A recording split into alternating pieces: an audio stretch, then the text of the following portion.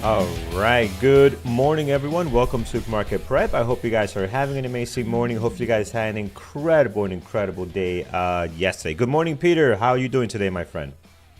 Good morning, Carlos. I am doing great, thank you. It's feeling almost spring-like out there. It's supposed to get warm today, so snow should start melting. Hopefully, we just had a snowfall 2 nights ago, and now hopefully it's going to melt. But we'll see what happens. Anyways, yeah, some interesting stuff happening in the markets as the political shenanigans continue. And wow, what a day yesterday, right? I mean, my goodness, did the markets ever just move down?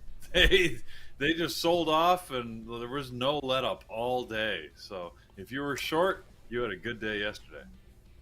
Yeah, you sure did. The sell-off is here, my friends. Continues to, and some stuff continues to sell off even now. Like we're seeing a little bit of life on some of these tickers getting a bounce back. We could take a quick look at our gappers list. But for the most part, it is down. Today's Airlines turns to take a hit because we all know once things start looking bad out there, people don't travel. They don't think about spending that $3,000 to go to Florida or to do this, to do that, right? That kind of gets put to the side. And Delta's already saying, hey, we have some issues here. So the worries out there for the regular consumer. And I think eggs are still very high priced, Peter. I think eggs are still an arm and a leg, maybe a kidney if you're buying the Costco version. So it's not good. But before we get to all that fun stuff, let's jump onto the U.S. economic calendar and see what's happening for today. What is on deck this morning, Peter? Yeah, pretty late day. Earlier this morning, we did have the so-called NFIB Optimism Index. This is the small business optimism. Anything over 100 is relatively high, so it was slightly under forecast, but still a good number, considering that the average over the last year has been around 95. So anyways, generally a good reported number. Not likely. The markets, look, the markets are not feeling it, so the small business can be as optimistic as they like. I don't think that's going to move the market here. And so far, we're not seeing much reaction to that. The job openings is coming out at 10 a.m. Expected numbers about 7.6 million. So that'll be at 10. That usually does have market impact. So worth paying attention to that. Again, if you're trading in or around 10 a.m., make sure that you're just aware of the fact that this Jolts, so-called Jolts number, the job openings, is coming out. And that's it for the day. Other than that, pretty quiet. We'll just look at what's gapping and what's moving from a stock perspective. Yep, absolutely, friends. Take a quick look at our gappers list once again, and we'll get started with what's driving. What's up this morning? This is good news, though. Airlines are not doing hot, but Southwest, man, they're breaking some records here, so they're gonna start charging us for bags. Peter, how do you feel about that? Yeah, well, look, I mean, that seems, I'm surprised that they held out this long. It's a way that revenue has been driven by pretty much every other airline in the world. I mean, so much so that not only, I mean, most airlines are not only charging for bags that you check, but, bags that like carry-on bags. They're charging you for those now too. So, I mean, it's going to be a point in time where I'm surprised they're not like just weighing you on a scale and then charge you by mass or something when you get on, or who knows. But yeah, look, it's I've always said that, right? It always amazes me that, like, if you have a checked bag with a 90-pound child, you got to pay for the bag, and yet the 350-pound dude can get on, and that there's no extra cost for that. I'm like, that never made sense. It's all about weight. Anyway.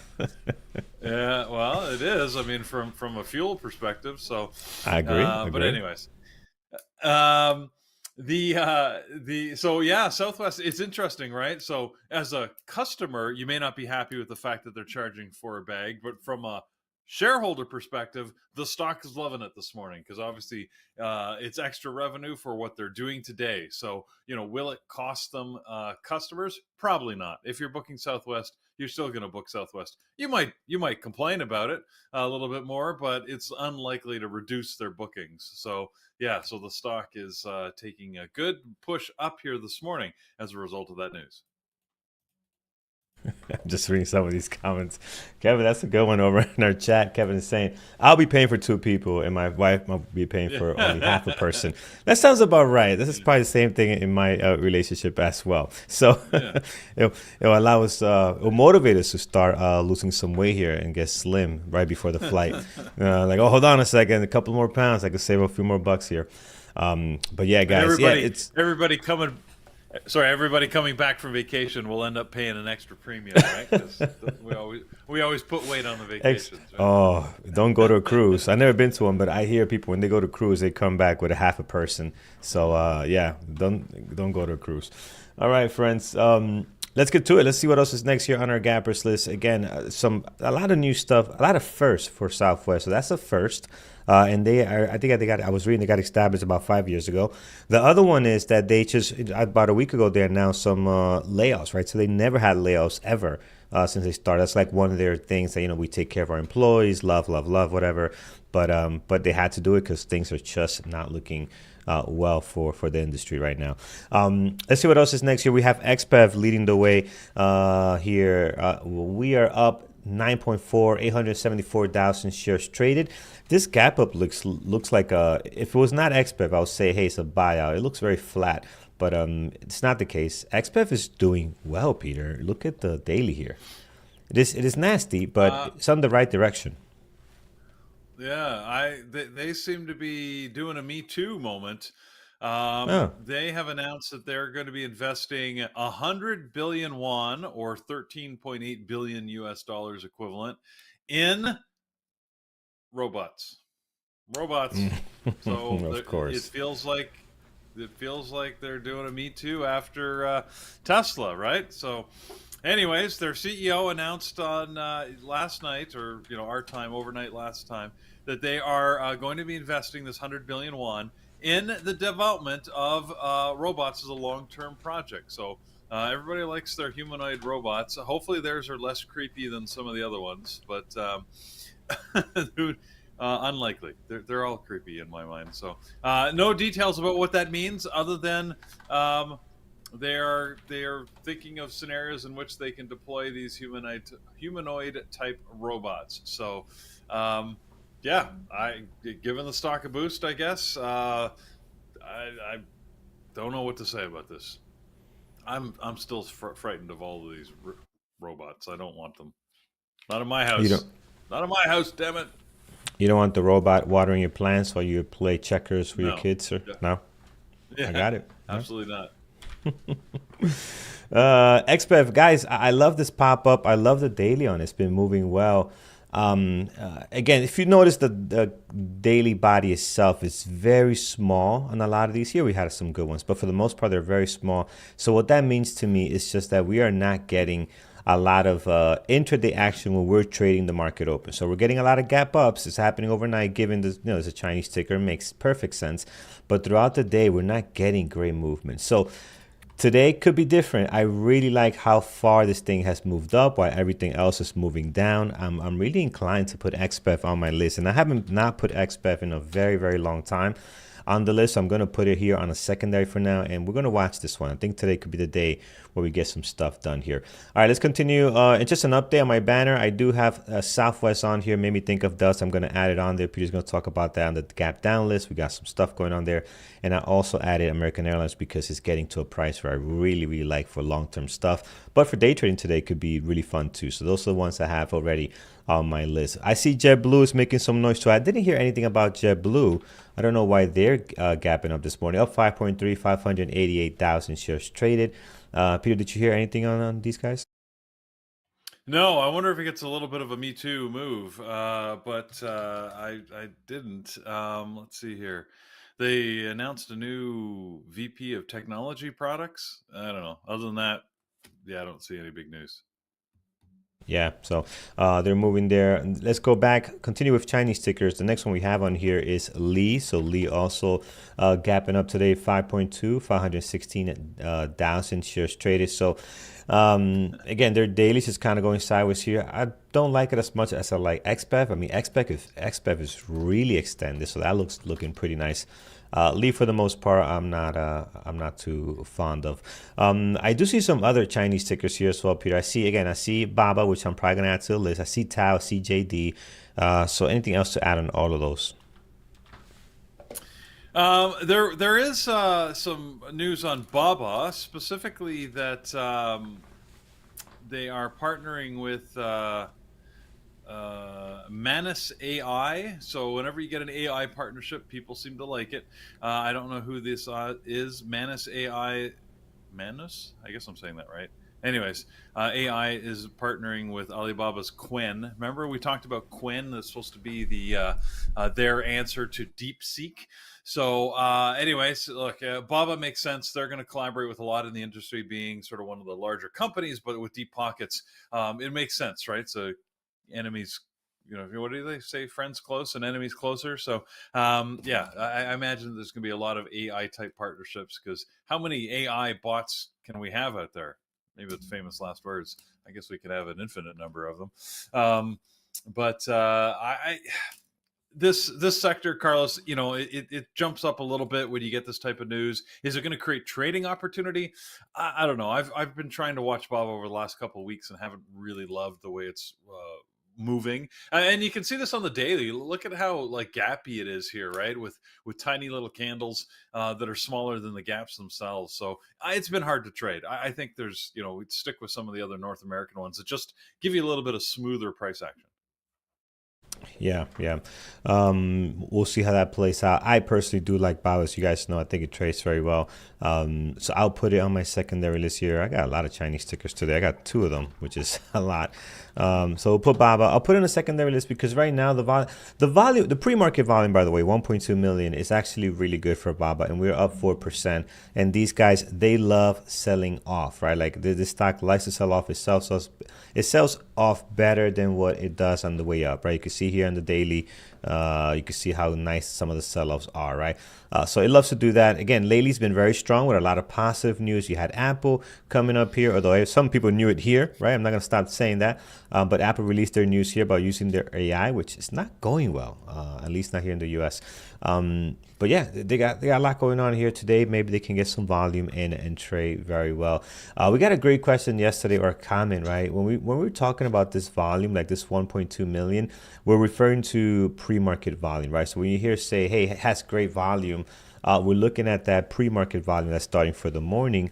Also, one more thing, keep in mind that every stock is different. And unfortunately, this is something you're going to learn as you go forward. 1.2 for Baba is great. 1.2 for Nvidia is horrible pre-market at this time, right? So you start learning, there's not a book out there on this, but you start learning which stocks should be at a certain volume the more you do this, right? Just that screen time is going to build that for you. Like right now, Nvidia is at 7.6. They're doing okay, right? When they're at 12 million, then they're in track to have an amazing open, at least a very active open, right? But just keep that in mind. It's relative to how the stock trades, so it's different. Because sometimes we want like a gray line, right? Like, okay, what's the best value? Every stock is different, right? So just keep that in mind.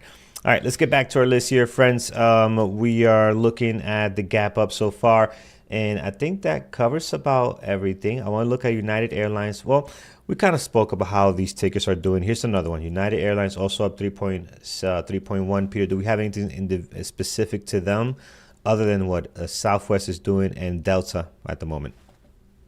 Yeah, it seems like we got a number of airlines that are just along for the ride. And yeah, because I don't see any news on United specifically to move it higher. So it looks like it's just getting a little bump. I'm not sure why it goes up, because Southwest is charging for bags. United's been charging for bags for, I don't know, how long have they been doing that? For the last couple of years anyways, right? So Yeah. Oh, I mean, I think they all do, right? My wife is pretty going to Florida. much. She's paying 130 just for bags. Is Wow. bad in a seat upgrade, like because they title it together. That's how they get you. Now, Delta's doing bad. Like Delta reported they're doing horrible. Are these companies saying, hey, you're doing bad, but we're doing good, so we're going up? That could be a thing. Right? It's like, ah, ha, ha, look at you. You can't figure it out, but we're doing good, so we're going to go up. Weird. We'll get to Delta in a second here, friends. All right, let's stop here, Peter. As far as the gap up, what do you like this morning that maybe we haven't talked about yet? Well, there's a lot more green today than yesterday when there was virtually nothing that we could find that was green. So I'm seeing a lot of stocks that I think may get a bounce today if the market holds its general positivity, right? So we got a little bit of positivity this morning. At least we're slightly higher than the close yesterday. That being said, just looking now, we're actually moving right back to yesterday's close. So I don't know, maybe the sentiment's going to dissipate quickly.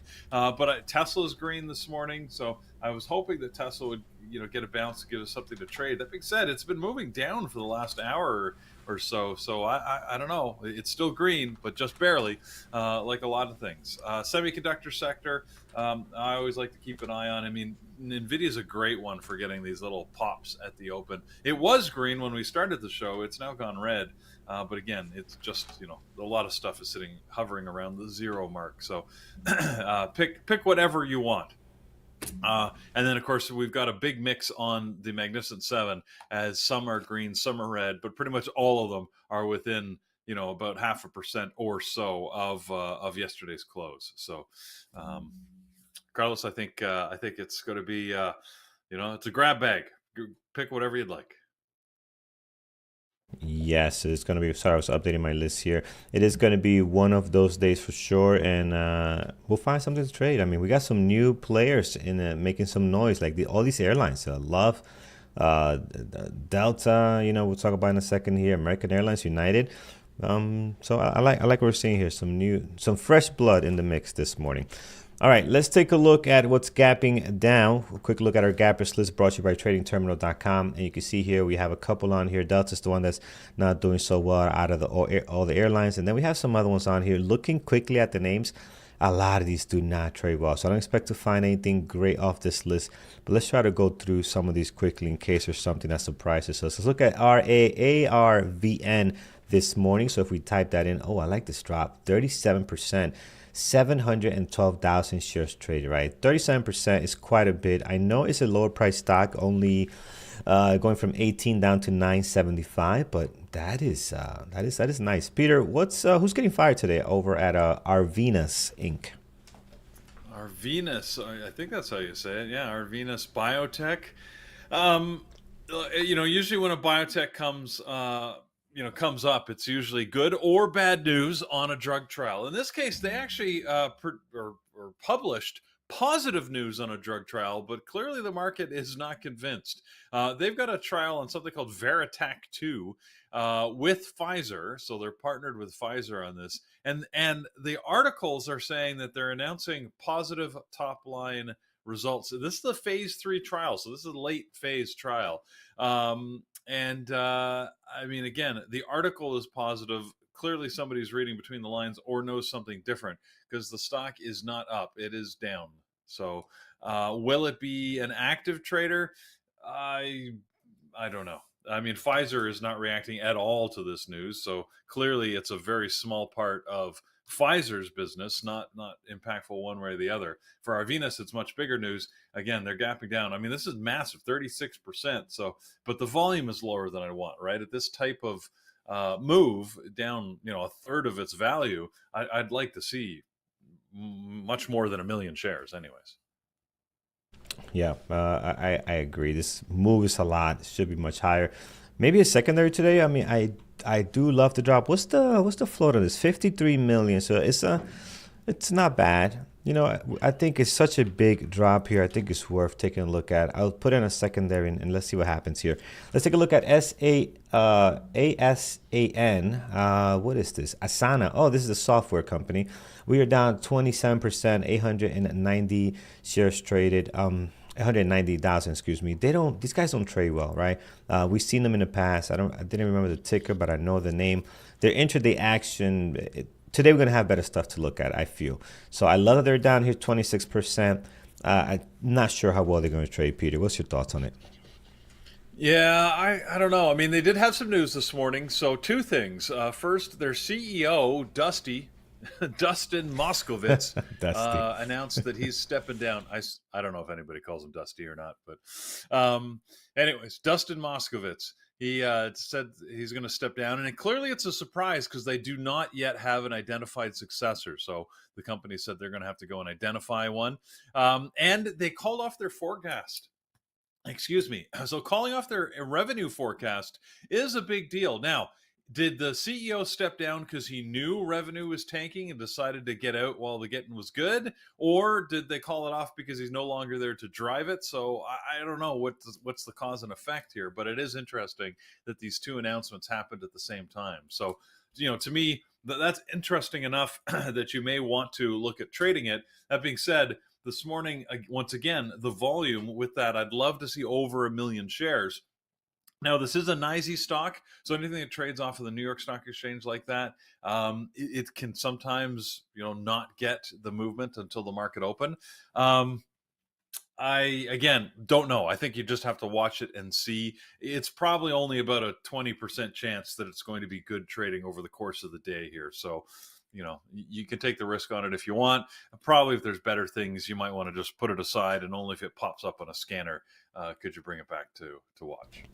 Yeah, man, I'm on that same boat with you, so we'll leave that alone. I don't even want to put it on a secondary. I mean, I love the gap down, but doesn't look great. Kohl's, what's going on? People are not buying clothes here. Kohl's is down 15.8, 1.8 million shares traded, so that's a lot for them this morning. The drop happened at 7 a.m. this morning, Peter. Any news breakout? I mean, this seems news related or catalyst Yep. at least, based on Yep. how much. Yeah. Yeah, absolutely. They're one of the ones that had earnings this morning. So a few retailers that had earnings that we'll talk about. Kohl's is one of them. They actually beat their numbers in the last quarter. So the expectation was that they would deliver about 5.35 billion. They had 5.4 billion in revenue, and they over delivered quite nicely actually on the bottom line earnings, delivering 95 cents a share versus the 72-cent forecast. Now, what's bringing them down, of course, is their forward-looking guidance. And they said looking forward, they do not expect the next year to be as good as the last year. So they called off their guidance much lower than analysts had expected. And that's what's taking them down. So they didn't actually cite any specific reasons for that other than they expect to see lowered sales in their stores, and their forecast is, a decline of 5 to 7% of sales. So yeah, that's not that's not so great. So yeah, Kohl's is gapping down this morning. I look. There was a period of time I loved to trade Kohl's. I used to trade it all the time, and did enjoy it.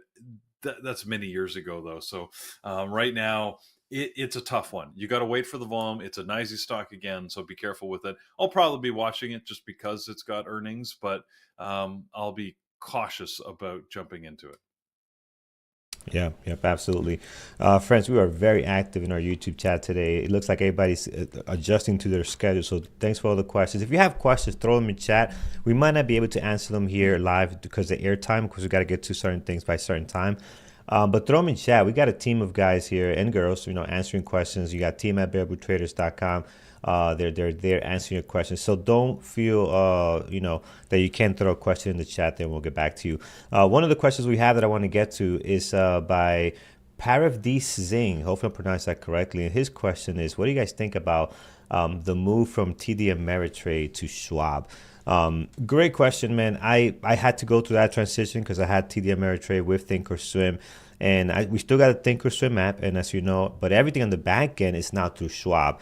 The fills are great. I haven't had any problems with the fills for my swing trades, but I don't like their back end login page compared to what we have with TD Ameritrade. Peter, it is so bad. I don't like it. Maybe I'm not used to it, but it takes me so much longer to find things. It just looks so complicated, right?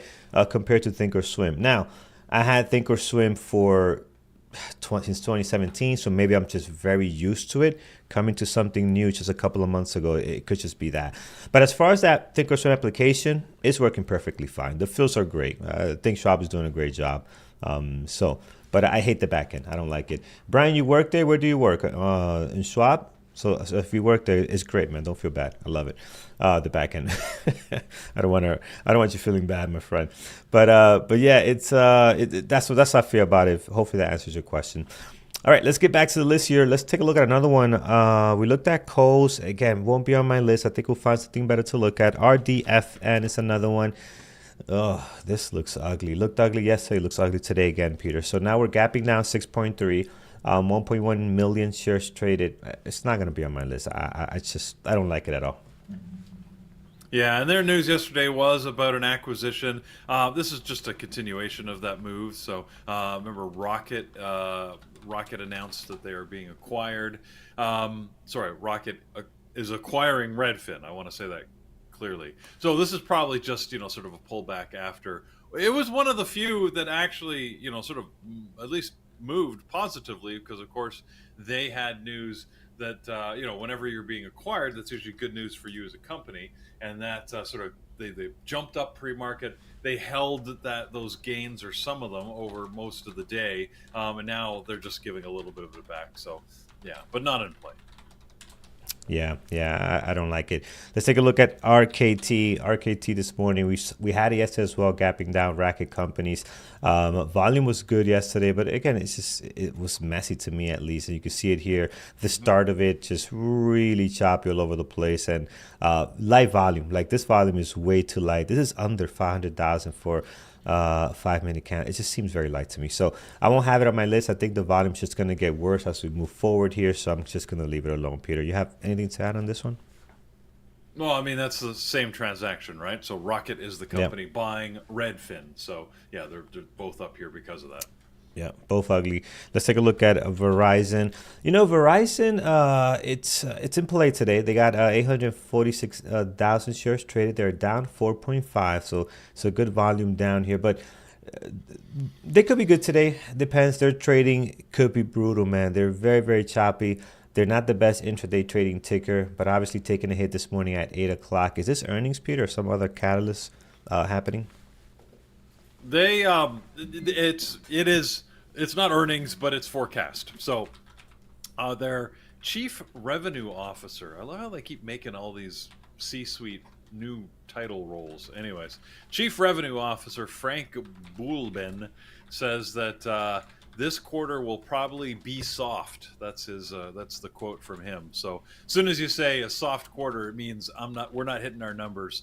Yeah, we got some problems. So that's what's dragging them down more than the market this morning, because yeah, the market never wants to hear that you're going to deliver soft numbers. Yeah, I agree with you there. Are you adding this on your list? I don't think so. I've never really loved trading Verizon, so I might. I don't know. I'll put it on a secondary. If it starts to do something really interesting, I'll watch it. But yeah, probably not directly. Yeah, I same. Let's keep going. I told you this gap down list was not going to be pretty, and that's what we're seeing so far. These tickers just don't trade well. We know all of them almost, but they just don't trade well. The next one on here we have is VKTX. It's another one that it just doesn't trade well, so it's not going to be on my list. Pre-market action, you got about 500,000 here, which is good volume for this stock, but for the most part, it's just so choppy. I'd rather look at the Magnificent Seven instead of these, picking off these stocks that don't trade very well. I'm going to move on, Peter, unless you have anything on this one. The next one is, let's get to this one. This is fun. Let's get to Delta, right? Here's what the action is. This will be on my list. It's already on there. Peter, obviously, something's going on here. They're not doing well, but everybody else is doing good. I don't understand. How's this happening for Delta? I mean, Delta Airlines did issue a warning this morning that they are cutting their forecast, thinking that they're going to be soft travel numbers coming forward. So it's interesting that while Southwest is jumping up because they're going to charge baggage fees, Delta is saying, yeah, we don't think it's looking so good, and they cut both their top line sales and their bottom line profitability in their forthcoming forecast. So yeah, it's a mixed picture out there on the airlines, right? I mean, well, not really. We have to keep in mind, Southwest is only charging the baggage fees because they actually were seeing soft guidance, and the way they think they can maintain the revenue forecast is by adding these fees in. So I guess they are also saying that it's soft, but the market is reading Southwest news as a greater revenue opportunity than Delta, that's already charging the baggage fees. So that would have been built in. They got nothing else they can charge you for unless they charge you the seat belt and an oxygen surcharge or something. But I think Spirit's doing that. Yeah. Spirit is. Yeah. It's funny. You want cabin pressure? That'll be extra.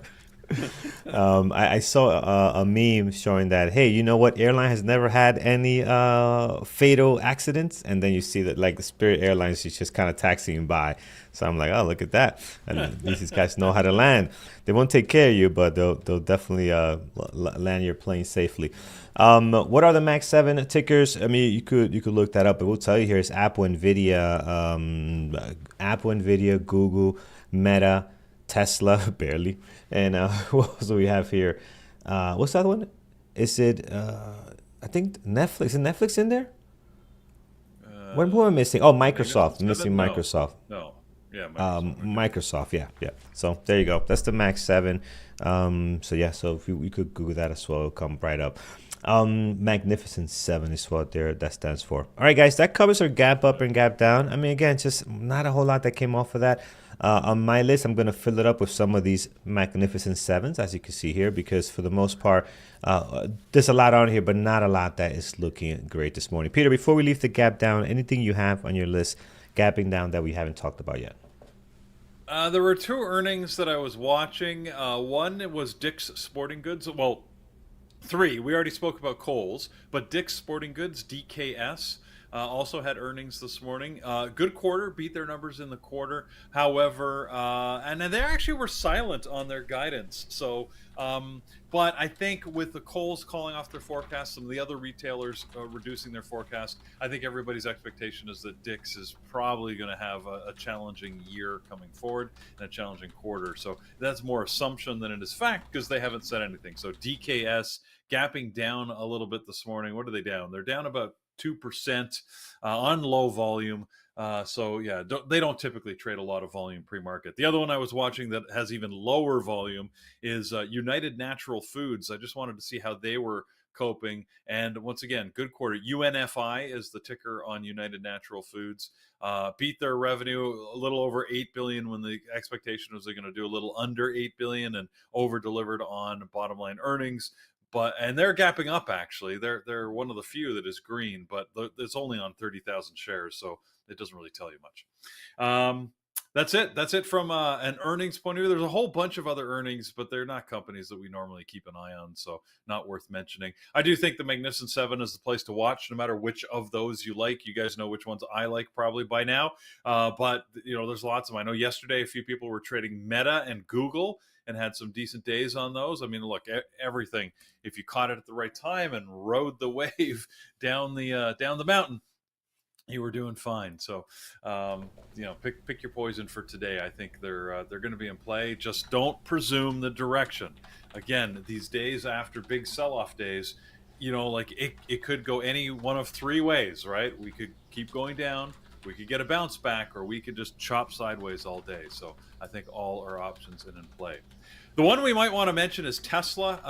Of those, Tesla seems to be, it's getting a little bit of news. Again, do you read it as good news or bad news? Tough to say. President Trump yesterday came out and said that, poor old Tesla is being unfairly beaten, and he's going to buy a Tesla to support the company.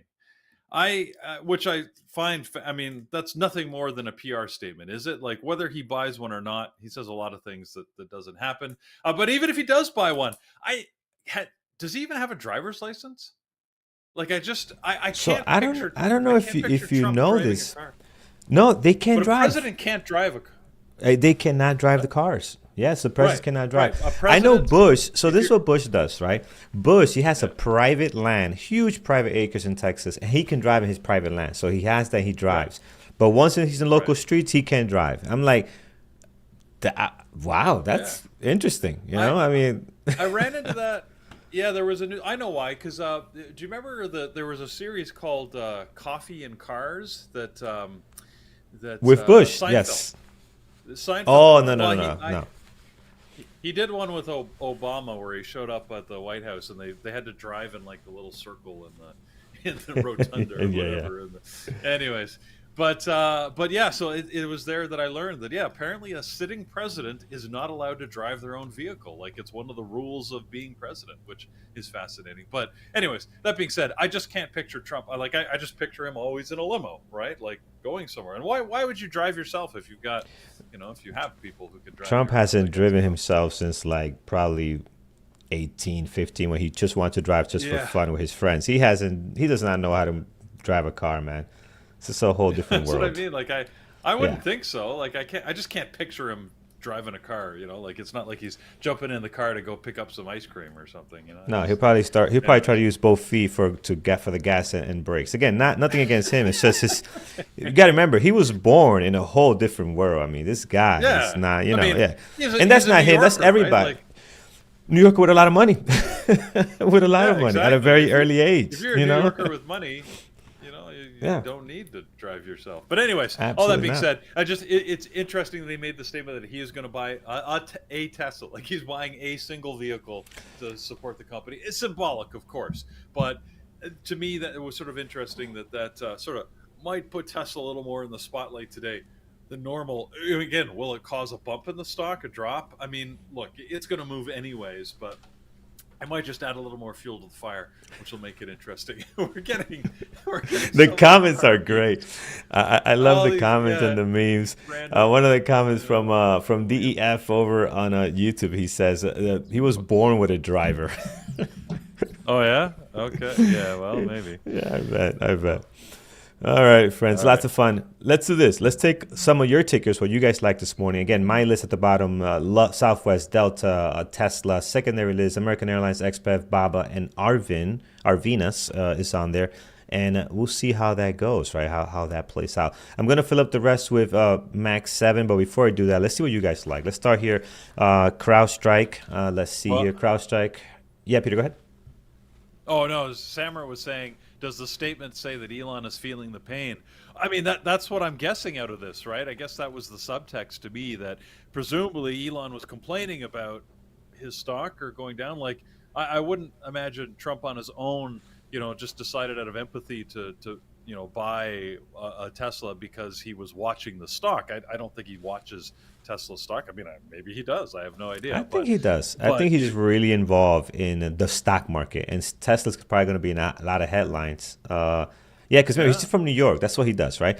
I think he looks at the stock market and he sees the biggest loss this year is probably on Tesla. I guarantee it's probably one of the biggest losing is it? companies.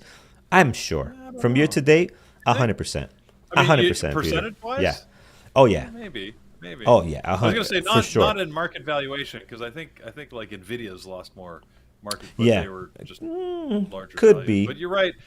But you're right. If you Yeah. look from a Test. peak year, I mean, we were at what 480 down to 220. So yeah, they've lost like Right. half Oh their yeah. value from Absolutely. the Yeah. top. So So yeah. if you look at Anyways, Bloomberg, every headline in regards to losses leads with Tesla, right? the- So I'm sure he's aware of it. yeah. I And can't see Craigie Elon Ryder's with his making a good ego. point. Yeah, go ahead. Yeah, well, Craigie Ryder's making a good point. So Elon has had a bad week because he did have one of his ships, rocket ships, blew up this past week, and he did make a statement into the media the other day. I can't remember if it was yesterday or the day before, where he said he sort of, I can't remember how he worded it, but he said he's running his businesses with great difficulty. Because of the Doge work is taking a lot of his time, so so that's interesting that he says that he's so busy running the White House, or sorry, his extensive role in President Trump's administration has made it more difficult for him to focus on his companies. So, um, which in of itself is an interesting statement because again, he's not officially a public servant, right? Like officially, when you become any one of these public servant roles, you can't directly run your businesses because there's a conflict of interest. So his unofficial status actually allows him to run his businesses while doing public service type stuff. So he's in a very unique position, but it was interesting that he would make that sort of public statement that he's having, he's with great difficulty running his companies. So again, will that mean that his supporters will come out and drive the stock up, or it's an indication that the company's more troubled than we even know right now, and it should go down? Like, it's actually tough to say. Tesla's one of these companies that, like, every time you think it's down and out, I mean, just go back and look at the daily chart or look at a weekly chart. How many times has it like plummeted to half the value it previously had and then recovers it all back and more? So we've Yeah, done it's this done dance this over many a and over time. again. So, Yeah, yeah. yeah. We So, just got to say, these guys will figure it out. For him, it might take 4 years until he's no longer such involved in the politics, right?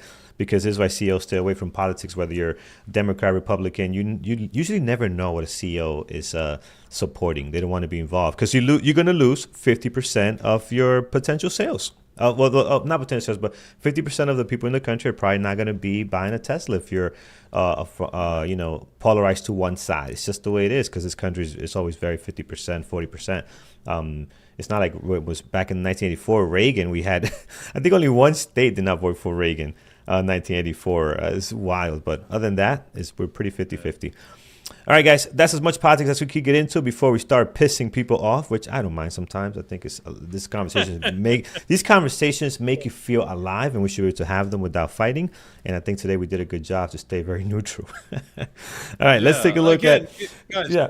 The comments we make are never intended to be political. It's just he's politically active, but we're trying to figure out what does it mean for trading, right? How do we take advantage in the markets? And that's really what all the commentary is intended to help us figure out. It's tough. Like, it's such a complicated scenario that, again, it's tough to figure out. So anyways, like you said, it Carlos, really unfortunately is. And one more thing to add, Peter, before we move on from this topic, is like going to trends, right? Tesla, guys, is having a bad time. A lot of these tickers are just on a heavy, heavy downtrend. We were talking in chat about reversals. Be careful. You're not getting some reversals that we normally would get in a normal market environment. Right now, is a lot of these tickers, Tesla's highway to hell. Like, it really is highway to hell right now. Brian's been talking about this. Look at it again right now. Looking to lose the previous day close. Red day yesterday. I know you might have the feel, yes, it's going to bounce. We're going to figure it out. It might not just be today. So just be very careful when you have a bias of, hey, it's going to bounce back. It's going to bounce back. My biggest losses have been trying to take reversals and averaging down, expecting a bounce back. That never comes. So again, if you're falling into that, just be very, very careful. All right, friends, let's get to our... What's interesting... Yeah. Oh, sorry, Carl. If you look at Tesla on a daily, look at the daily chart here and go back over the last couple of years. If you put in sort of 2020 to now, if you really sort of zoom out, what you can see is we are sort of right now sitting at the midpoint, almost like the average price over the last 4 or 5 years, right? Like, look how many times we've come back to this relative price level, right? Like, it's really an inflection point, which is why I'm saying, like, I don't know. It could bounce or it could drop. Like, as you can see, in the end of 2022, we were down as low as $100.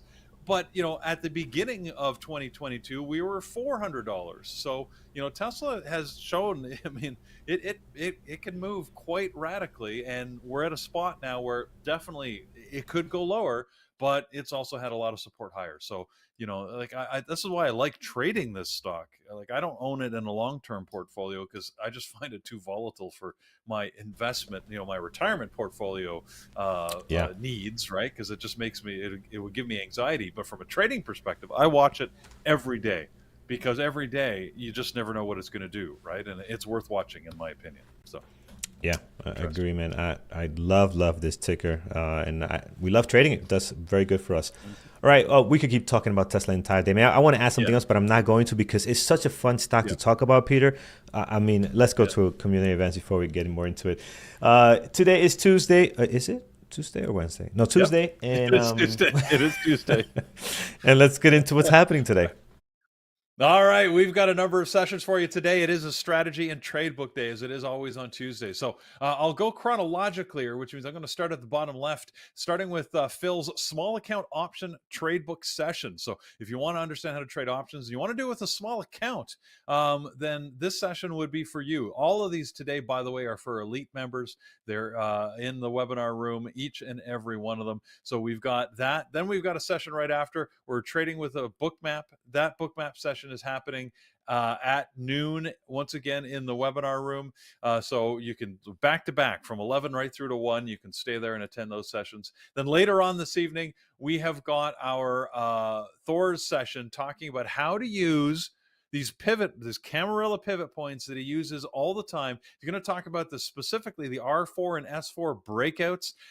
He's great at going through and helping you understand how he uses that, how he looks at the market, how he can leverage those moves. So whether you use them or not, they're good to understand, because I often find that I will make trades and I don't use these, but they happen to coincide with these moves, and it just reinforces that that price action. So it's worth understanding.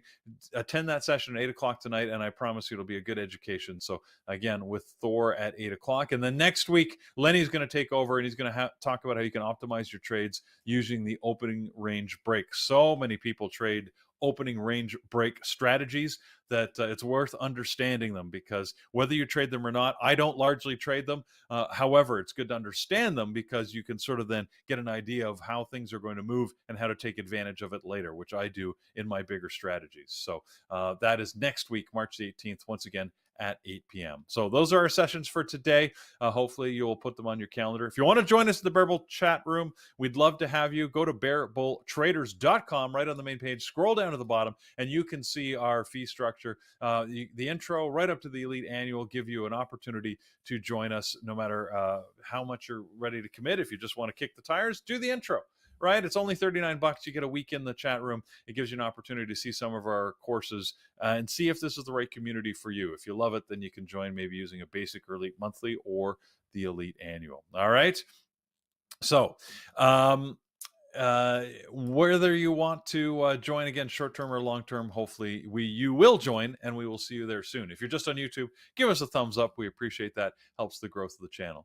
Remember, if you want to join us in person, you do not have to be a member. It doesn't matter. Right? If you've just heard about this, if you're joining on YouTube for the first time, consider this Vancouver Trading Summit. It is a fantastic summit. There are like 500-600 traders in the room. Our entire team goes there. We've got a lot of guest speakers who are experts in the industry. It's 3 full days of trading, education, and entertainment.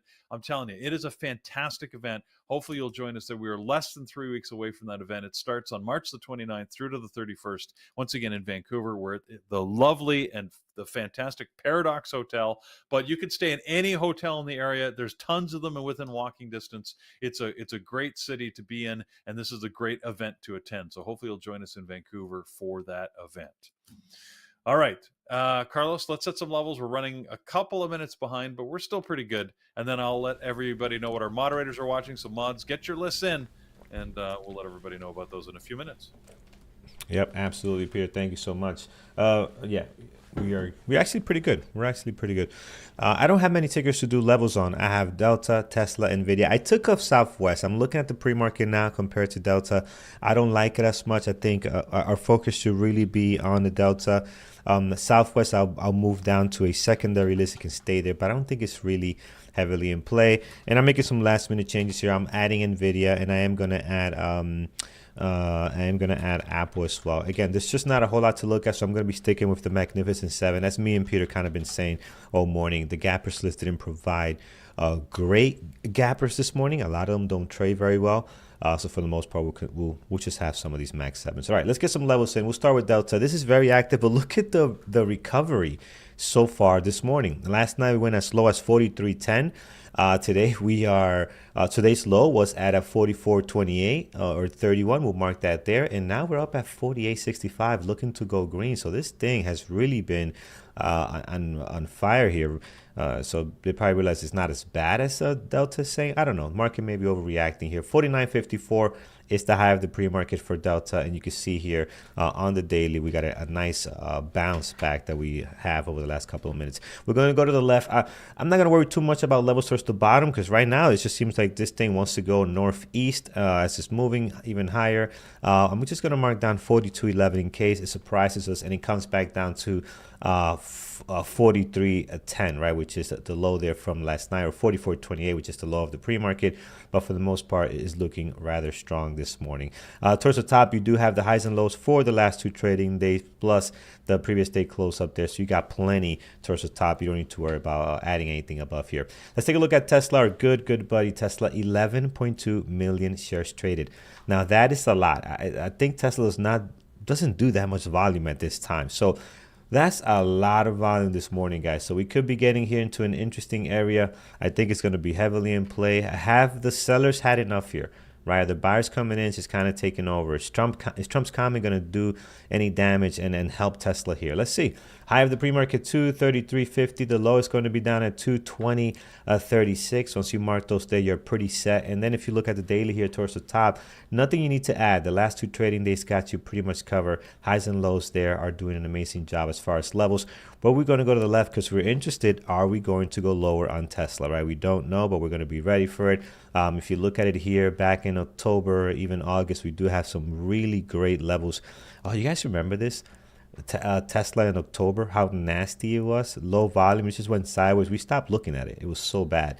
But obviously, we're far away from that. Level at 216.68. Great area of support and resistance. I know it might look small there on the charts, but you can see it there. A lot of touches. So we just keep banging our heads into that. So that's a great level you want to have. And in case we go lower, lower than this, over to 211.31, we got another great level there. A lot of support and resistance at that area. So that looks good for Tesla, and you're pretty much set there. Let's look at Nvidia, another one of our good buddies in play today. Man, Nvidia at 107. Who would have thought? I didn't think we were going to see these numbers for any time soon, but here we are. High of the pre-market 109. 109 even. And then towards the bottom here, we're looking at 105.39. So 105.39 is the low of the pre-market, which is actually down over here. If you look at the daily, guys, you're surrounded by the highs and lows of the last 2 trading days, especially towards the top. We'll get a level towards the bottom in case we get some kind of sell-off here. And we're going to mark down right over here is going to be this beautiful area, 102.65, and then another one down here around at 98.92. So that's Nvidia. Again, pretty easy one since we look at it all the time.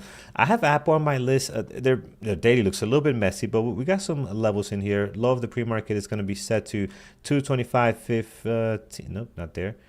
225.15 is right over here. Actually, so 225.15 is the low of the pre-market. Let's move over here. That's better. And the high of the pre-market is going to be over at 228.21. So 228.21 is the high of the pre-market. Towards the top, before you start, such a great sell-off yesterday. Before you start getting to the highs and lows of the last 2 trading days, right in here, you got some really nice levels. We want to slam one over at 231.28. As you friends over on YouTube, slam that thumbs up. We really appreciate it. It helps us out a ton. So we'd love for you guys to do that. We're sitting at 154. We're looking like Tesla here as far as the likes are right now. So hopefully you could do a V reversal and get back to like 300 or something. That would be awesome. Back to Apple, friends. Again, towards the bottom, let's get some levels here. We're going to mark down over 222.78. So great level. Again, we'll see where it goes from here. Right now, still in the red, almost 1% down this morning with some decent volume on Apple. And that's my list: Delta, Tesla, Nvidia, and Apple. That's what we have for now. And like Peter mentioned a couple of times, eyes on scanners. We just got to keep an eye out to see what gets the volume, what starts moving with good pre-market or after bell activity here. So, Peter, what's the latest and greatest as far as our moderators? All right, our mods are getting their lists in, and they're watching a lot of the common things we've already talked about this morning. Starting at the top with Sean, that's got his list in. You can check it out in the details on his game plan for today as he puts in detail for all of our members. Thor's going to be watching Amazon, AMD, and Nvidia. Jared's going to be watching AMD, Amazon, and Oracle. Oracle, by the way, had earnings last night. We didn't really talk about that. They missed their numbers, so didn't have a good quarter last quarter. We'll see if they get some movement today. Nathan's going to be watching the Magnificent 7 and AMD. Avi's got his usual, the same list as I just mentioned. Megan's going to be watching Hood and ASAN. She's also going to watch the Magnificent 7 stocks. Phil's going to be watching Tesla, Nvidia, MSTR, Google, and AMD. Brian's coming in with his list. He's going to watch Tesla, Nvidia, PLTR, AMD, Apple, and the SPY market overall. I've got my usual with AMD, Tesla, and Nvidia. I'm also going to be watching, what am I watching? Delta Airlines, Kohl's, KSS. I'm interested because of their earnings, and they slashed their dividend by 75% from 50 cents down to 12.5 cents. So we'll see if that impacts the stock here this morning. And Baba. And Paris is going to be watching Tesla, Nvidia, Baba, Oracle, and Delta Airlines. And that's about it. Carlos has got his list at the bottom. He's, like he's saying, he's watching Delta, Tesla, Nvidia, and Apple. You can hear my alarm going, which means we have 5 minutes to the market open.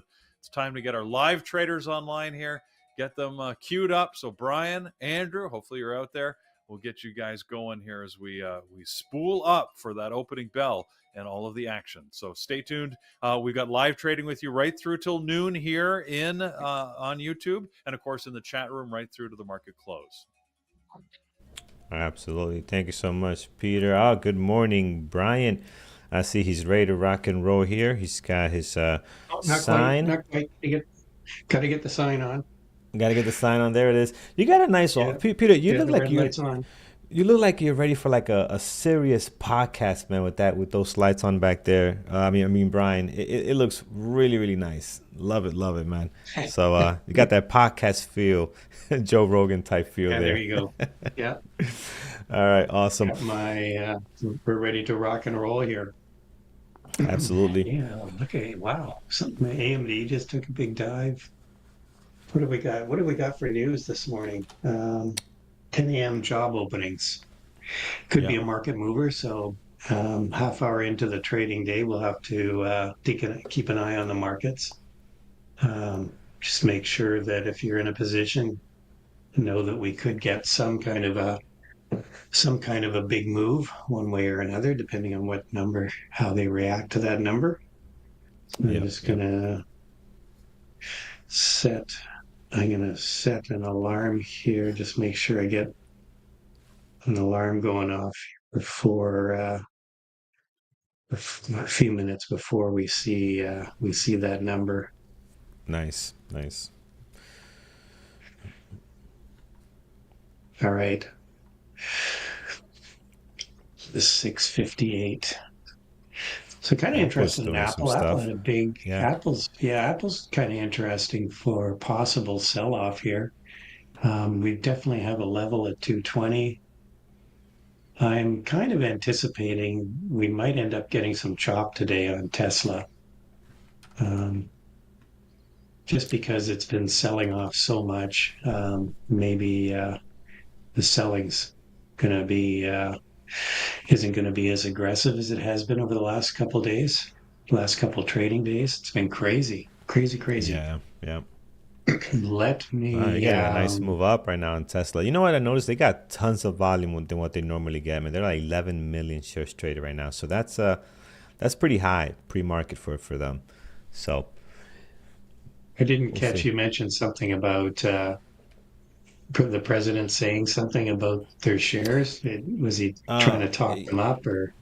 Yeah, he's trying to talk them up, and he said he's going to buy a Tesla. I'm like, come on, Trump. Okay. We know what your bank account looks like. Buy more. Help us out here. But yeah, he's going to buy a Tesla. But I think regardless of his comments, I think this thing has sold off so much that we probably would have seen some relief pressure, some relief pressure today. It's just the sell-off is too much, right? And you might get a healthy bounce today. Who knows? But regardless of his comments, I think Tesla has sold off so much. You might see some relief here. We'll see. Yeah, just watch 5642 on the SPY as a possible breakout level, and 5572 as a possible area where if we start trading below there, we're got more downside. But so I'm watching those levels as well. So we're getting ready to hit the open here. Let's see what happens. Really kind of interested in Apple right now. So we'll see what gives. I always say I'm going to be patient at the open, but then I see something and I jump in, like Tesla yesterday. But Brian's like, I'm gonna wait, and then Brian is in on a trade. I'm long. A minute two into the market open. I'm short Tesla. Yeah, I'm short Tesla. Yeah, that was yesterday. I'm liking the setup. Did I get I'm sharing my screen here. Good luck, everybody. Awesome. Here we go. Ding. All right, ding, ding, ding, ding, ding. Let's do this. Here we go. Let's do this.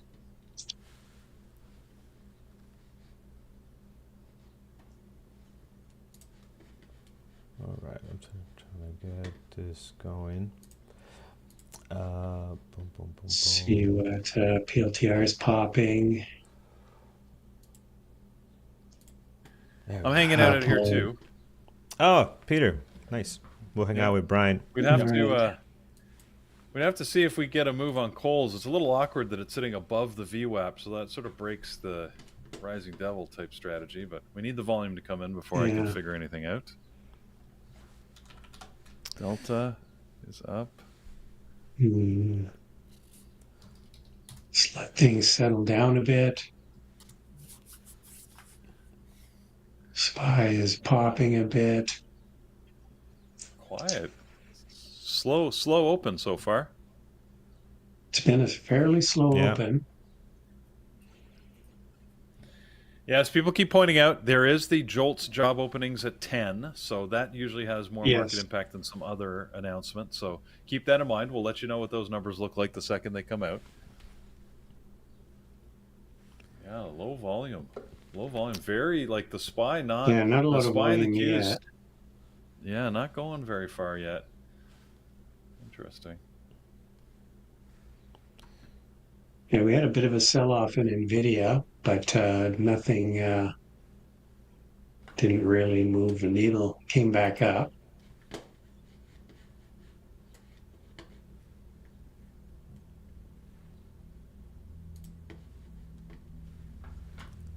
Okay, I've gone short some Apple. See what's going to happen here. Here we go. All right. Nice drop on Apple. SPY is dropping a bit.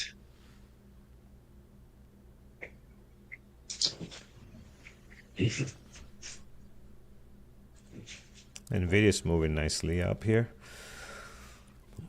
I did cover some on that little drop there, just because it feels like market's going to be a bit choppy. Nvidia kind of looks interesting. Okay, here we go. Let's get some more downside here on Apple.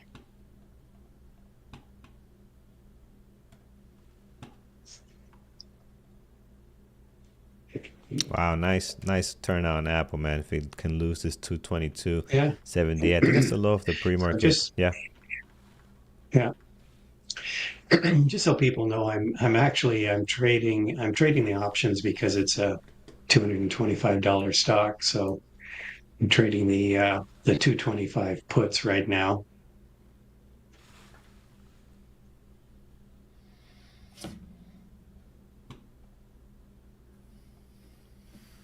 So I'm in at 480 on them. So $4.80 expiring end of the week. See what we're going to do here. SPY is still selling off.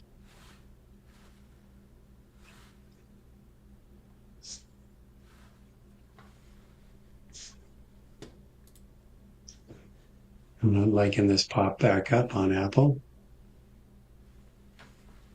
Back up to the VWAP. Let's see if we get another rejection here. Or I'm just going to stop out of the rest. Yeah, no trades for me. Yeah, same here.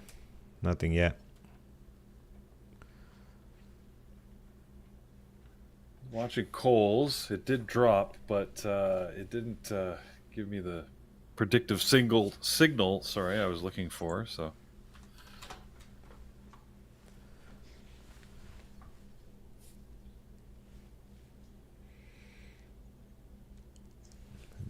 Two nice All shorts. right, I'm out of the rest of Apple. Looks like it's gonna pop up here. I just don't feel like I've got an edge anymore. So it did kind of break. I was looking for a break lower after that little pop, but not going to happen. So we're going to go up to 225. There's some big orders there. So a little bit of a loss on that second on the part I had to get out of, but more than got a nice gain on that first partial I took. So green on that trade.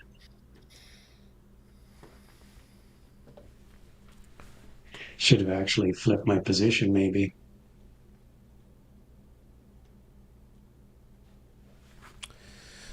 What else have we Yeah. got going on? Nothing. Nothing. Oh, okay. Nvidia's kind of breaking out here. Let's take a move at Nvidia.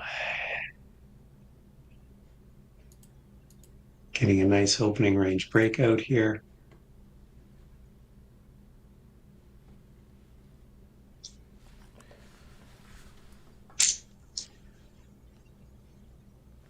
Yeah, I don't see anything I like, man.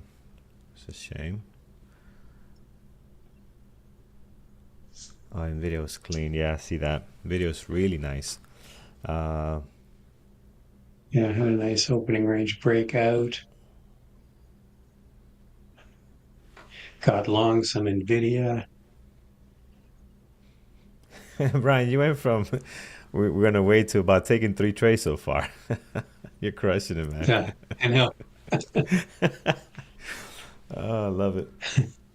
All right, in and out at Apple. Oh, Tesla's popping a bit here too.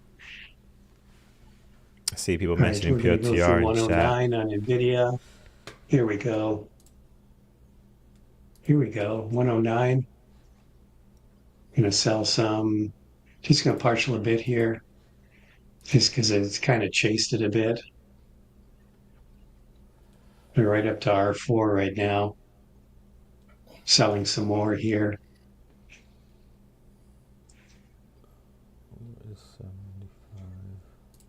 Here we Wow, go. nice. POTR is crushing right now.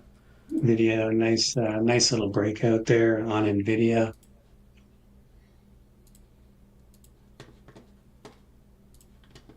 Tesla's moving up here too.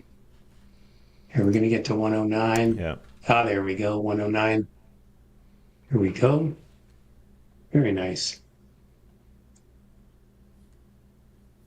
Sold some more there. Tesla, nice pop on Tesla. Yeah, look at POTR too, man. Yeah, That got one a bit of a is pop on took Tesla. off.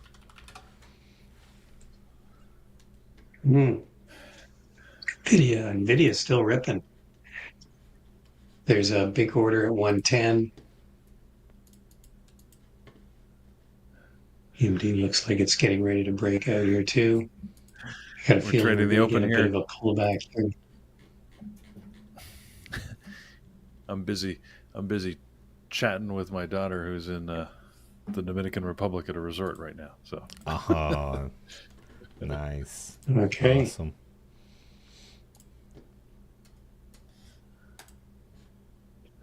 Good All for right. her. We've had a couple of really good trades here this morning.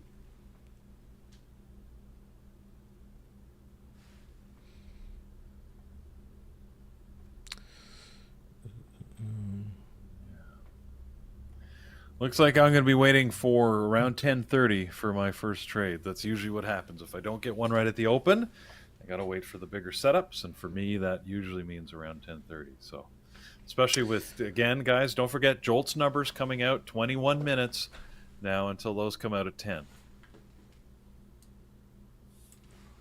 Yep. I'm looking at XPEF too, man. Look at the run. Very light volume. But look at XPEF, man. Up dollar and a half Just from the open. Yeah, just added back on my Nvidia trade there on that pullback. Added back in long.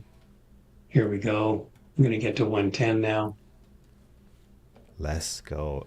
Brian is on fire, man.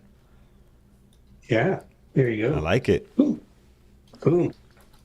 I'm just gonna sit back and watch you, man. I'm gonna get some popcorn. I'm intimidated to take a trade. This guy's everything he touches is turning into gold. I'm just gonna like back up and get some coffee or something. Man, good, nice. Well, this is going to be, look, we've certainly seen Nvidia do this enough times, right? Where it pops up at the open. It 110, loves there to you go. do this big move up. There you go, 110 through. Nice You got trade, it. You Brian. got my Well fill done. there. Anyone else get it? Yeah. Well, Hopefully, someone else. Who else got that? That was a nice, really just a classic opening range breakout.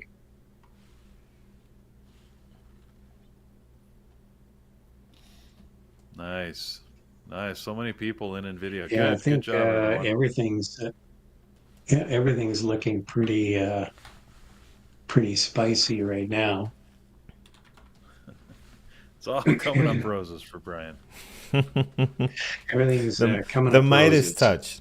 The Midas touch. We're gonna call him that. Love it. Yeah, what's Baba doing? Oh, Baba's 5.5%. Nice move on Baba.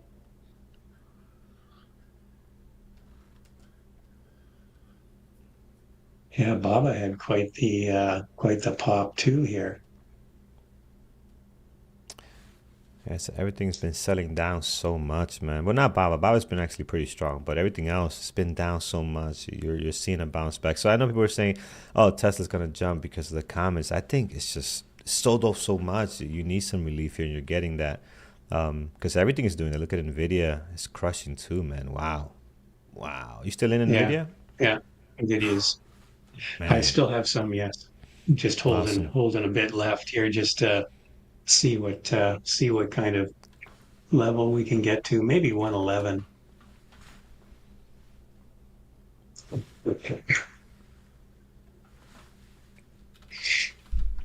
Possible.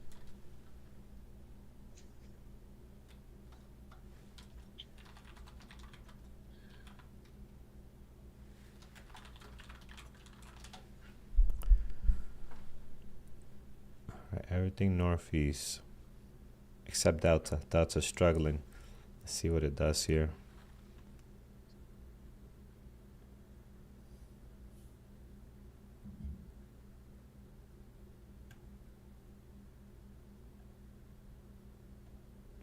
Yeah, Delta wasn't that was kind of a surprise. I wasn't expecting the sort of a report from Delta because Delta reported they had their numbers in early January. It's when they came out with their earnings report. Yep. So you Surprise. wouldn't think that early January, February, March, you wouldn't think they'd be their next quarterly would be early April.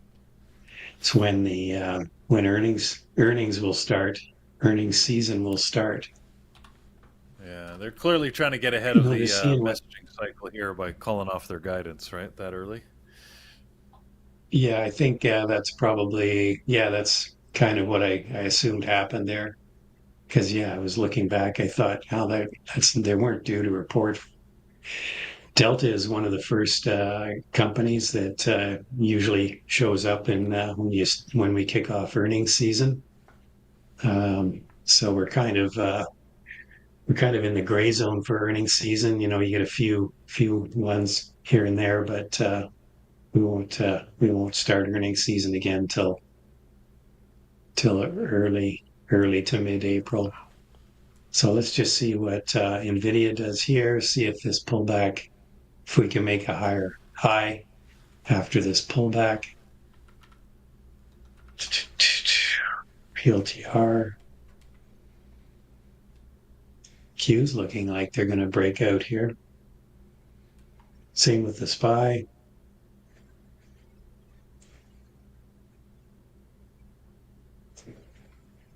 Yeah. See, now this could be a lower high on Nvidia, which is sort of a change in character, if you want to call it that. We'll see what it does. See if we just end up consolidating here. Um, we get another leg lower here, and I'm going to get out of the rest of it.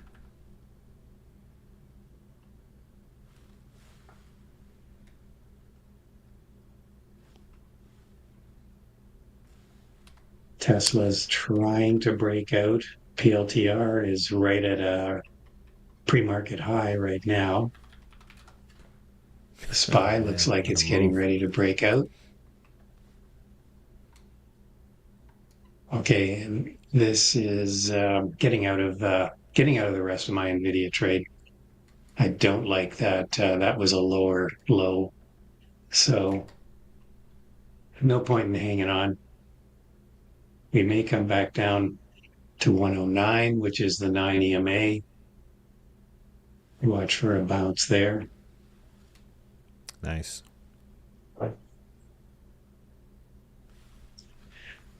See what our buddy Tesla's doing. Any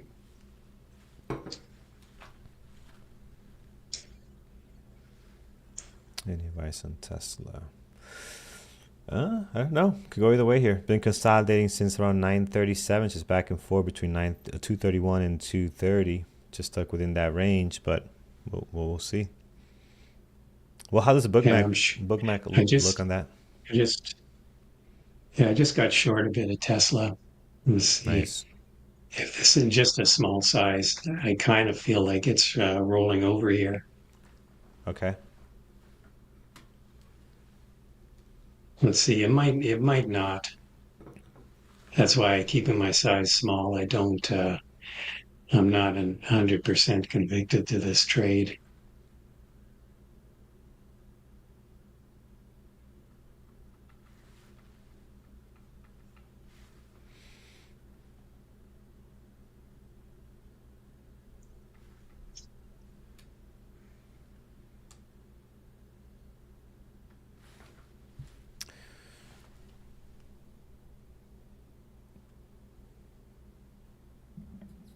I hear you. You pop back up over. A lot of orders right above here.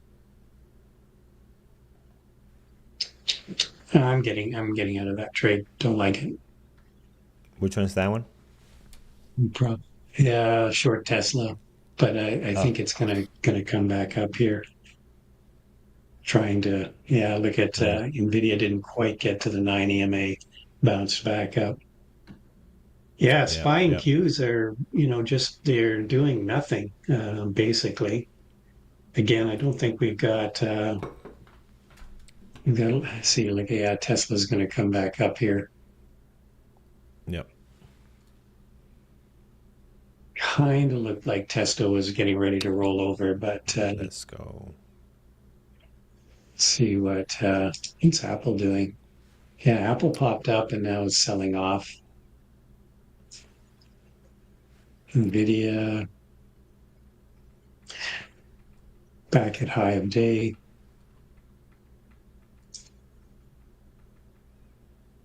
Here we go.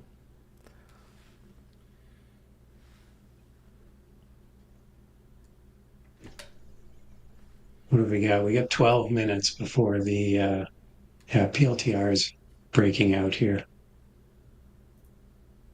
PLTR. It's testing that pre-market high. Yeah, look at Apple. Man. Knew Apple was going to sell off eventually. PLTR is doing its thing, man. Look at this. This is why we like to watch PLTR, right? We always talk about it, Yeah. Nobody mentioned it today, so I forgot to put it on my list. So I'm gonna blame the chat, but man, the PLTR is PLTR is so good. Yeah, I blame the chat. I didn't have a lot of things on my watch list for swing, but PLTR and Uber were the two that I really thought could go. Yeah, because Uber or PLTR has such a meme such a meme trader.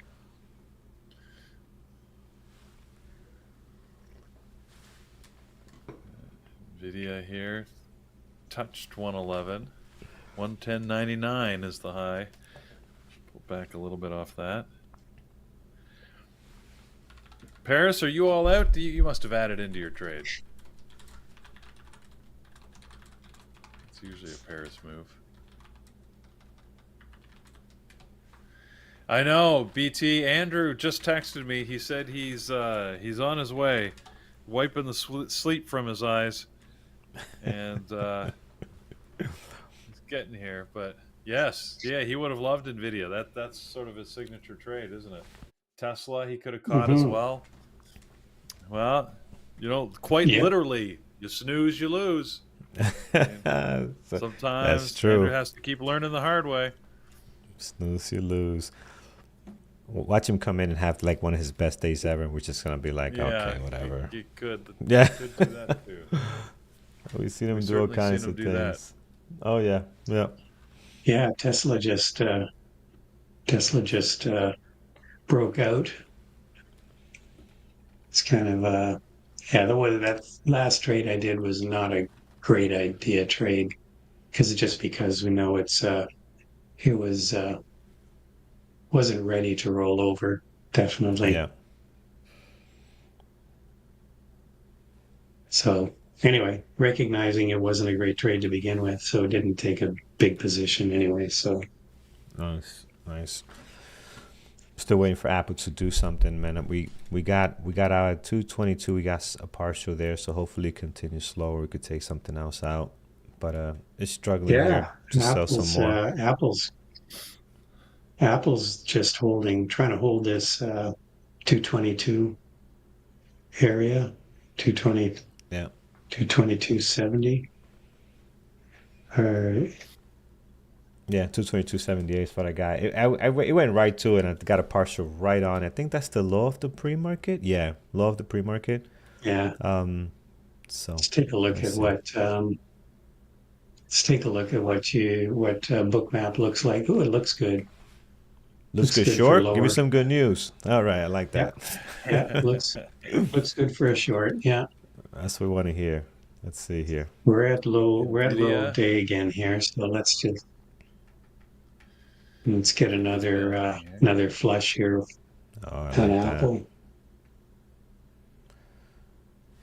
I'm gonna take another partial here just in case this thing decides to bounce back. Let's just get another partial out the way, just in case.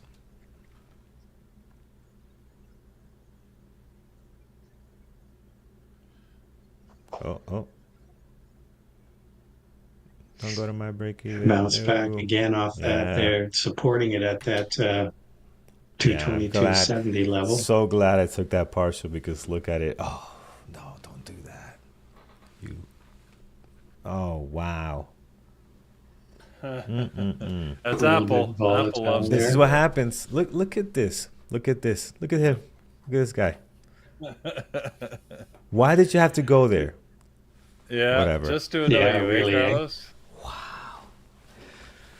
Man, I'm so, let's look at the positive side. I'm so glad I took that partial because I would have been stopped out with even less. Mm. So still a green Well, let's trade.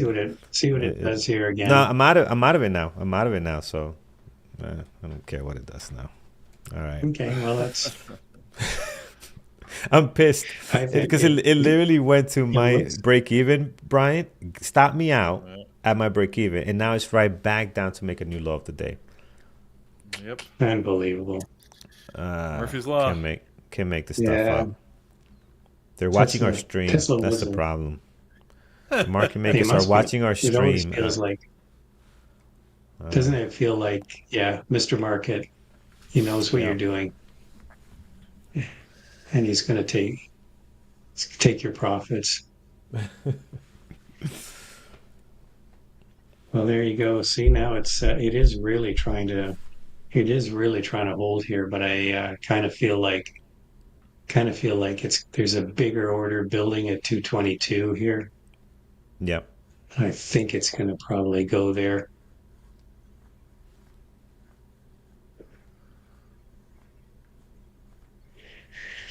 All right, Tesla and Oh Nvidia yeah, had their those. kind of run up, and now we're kind of rolling over on the markets a bit. Look at Tesla. How do we feel about a Bit of a short there, false. guys? How do you like that for a short to VWAP? Tried that once. Well, let's try to get with me in it so we can both do good here. Yeah, Yeah. yeah, yeah, yeah, yeah. Yeah. Second time lucky. PLTR dropping. The spy selling off. Is that what it is? Everything's going south. Oh yeah, spy is Yeah, driving things SPY's slower. starting to sell off a bit here. See, here's your move down on On Apple. Apple, I'm not even looking at it no more. I don't even want to turn to it. Let me see. So yeah, better not look at it, Carlos. Oh man, that burns. It burns.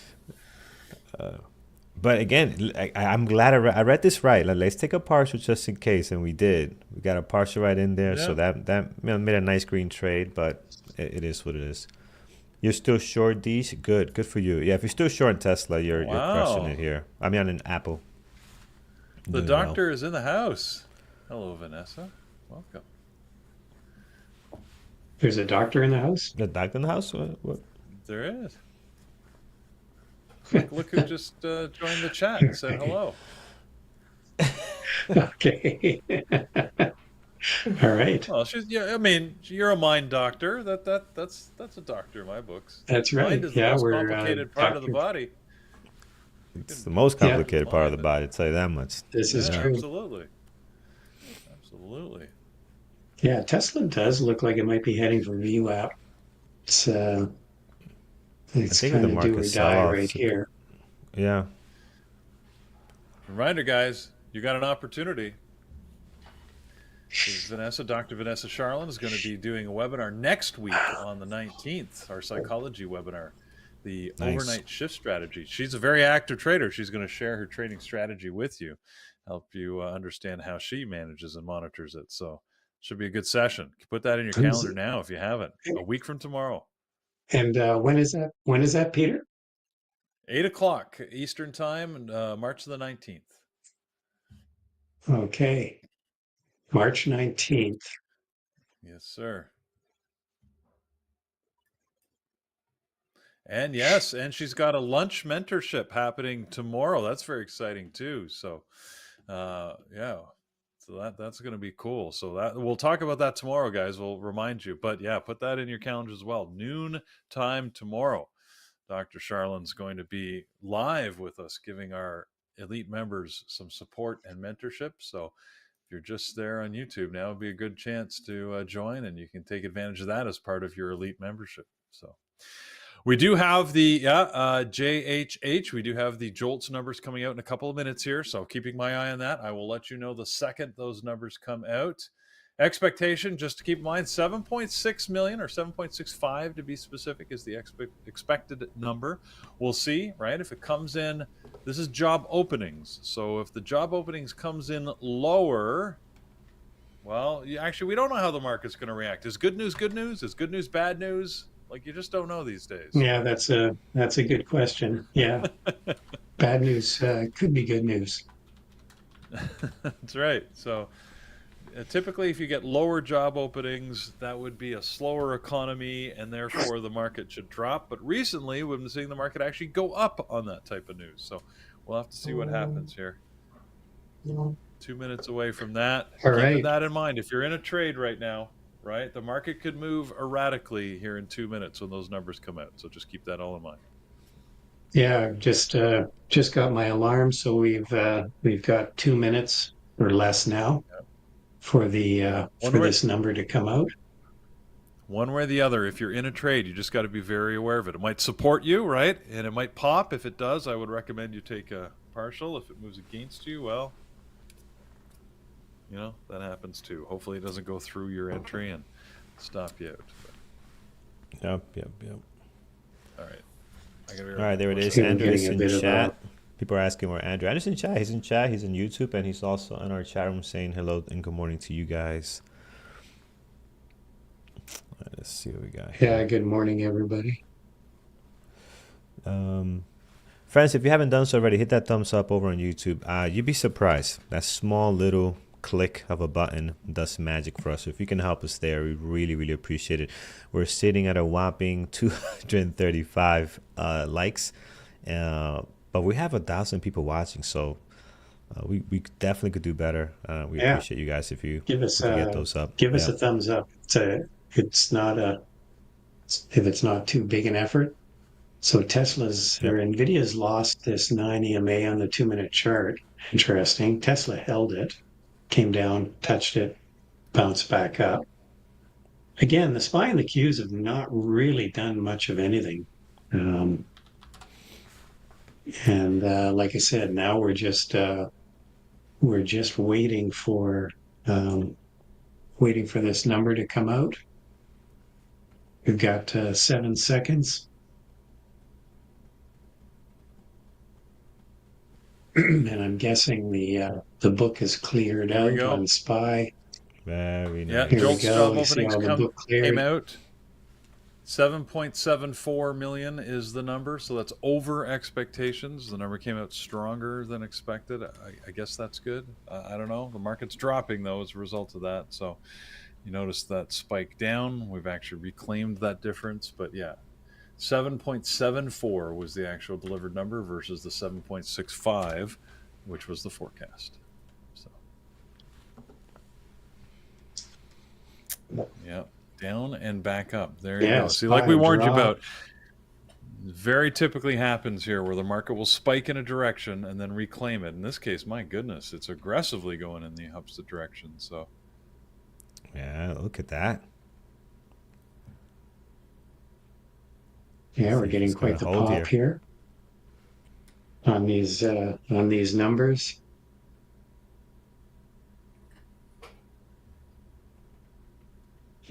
PLTR is breaking out through 80. Wow, big bounce back on Nvidia right off the VWAP. yeah. So I didn't take any trades on that, but damn, wish I had now. Hmm. It's kind of a don't really want to chase things here. Amazon was pretty nice too. Someone mentioned this one in chat. Look at Amazon, man. This was a really nice open. Great five I minute noticed RV. I noticed Thor had Amazon on his watch list. I didn't really understand why. Yeah, did well. He knows something we don't know. He's not sharing. He does. We have to. He obviously knew something we didn't know. Yeah, we're gonna go talk to him after the show. Yeah, beat him up a bit. What's Yeah, going on? just a couple of rib punches. Help him out. share the knowledge.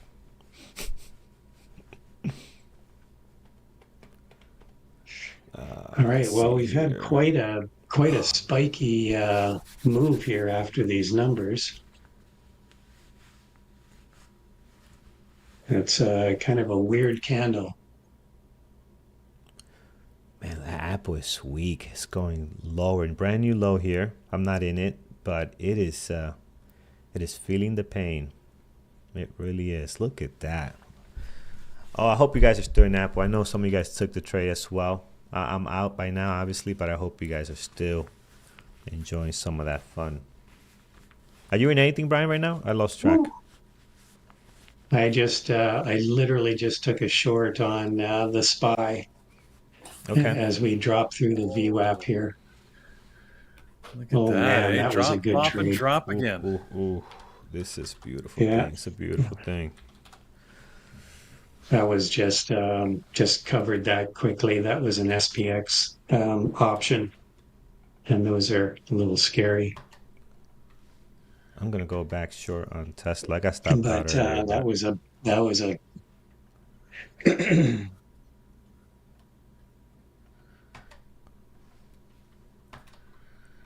Looks like we have some more news coming I'll out take it. here with some tariff news, steel tariffs on Canada.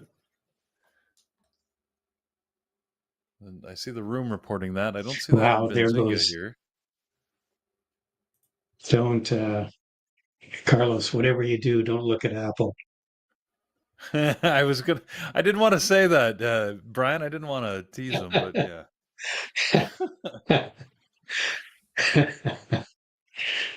I shouldn't laugh. Stop me out too.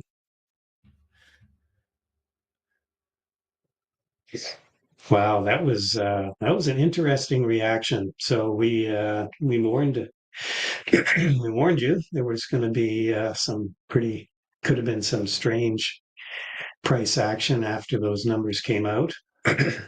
Yeah. Wow. What a move. So in this case, I guess that means bad news or good news on the job front is bad news for the markets. So Powell is Powell is sticking with his probably sticking with his story. Economy's fine. No need to do anything.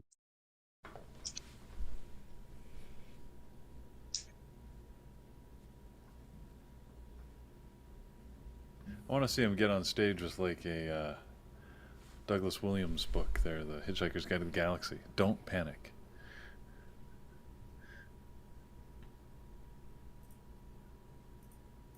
And carry a towel. Let's see what I'm just kind of curious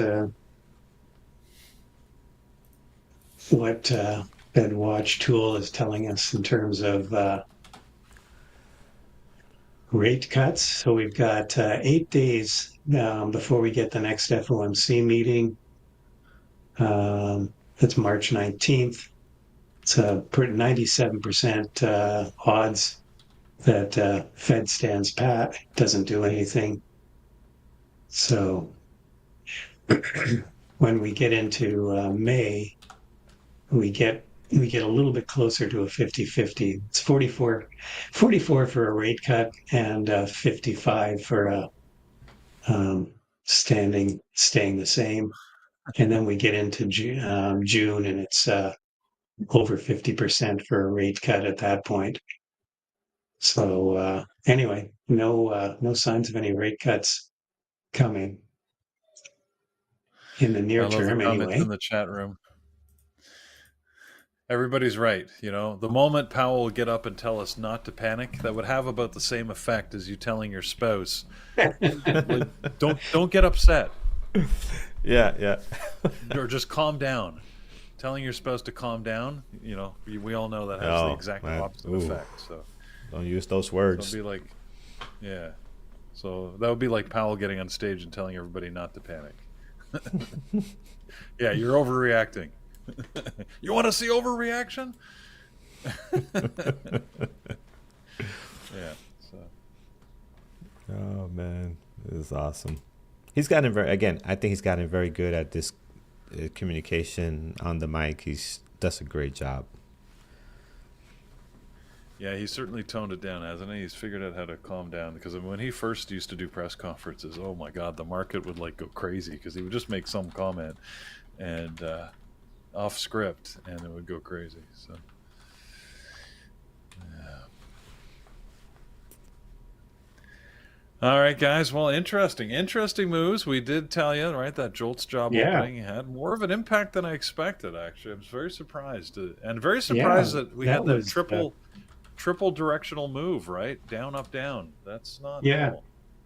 A drop, a pop, and then an even more severe drop. So yeah, that was something. Anyway, I've had a really good day, so I'm kind of thinking. We know you had a great day. You've been crushing it, man. 2 minute in, short, good, long, good, sideways, good. It's just Midas touch over here. It's awesome, man. No, we're happy for you, man. Great trader. You was just you have those days where you're just in sync with the market and everything you touch goes your way, and you got to realize that when you come back the next day and that doesn't happen, you got to know how to manage that as well. So it happens to all of us, man. And when you're in sync, take advantage, be aggressive, and when you're not in sync, slow down, know you're not, and be honest with yourself and step away. It's a great thing to know, and obviously you have enough experience to know how that works, but it's awesome to see, man. It really is. Yeah, for sure. Yeah, good advice. Yeah, for sure. Yeah, you can't, every day can't be a winner, and you just, as a trader, you got to recognize that, because if you don't, you're just going to beat yourself up. The idea, obviously, the fundamental premise is that your losing days are small and your winning days are big.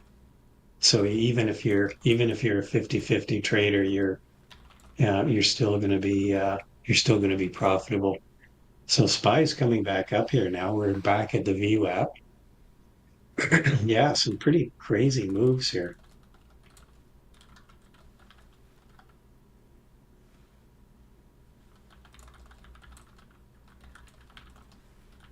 Yep.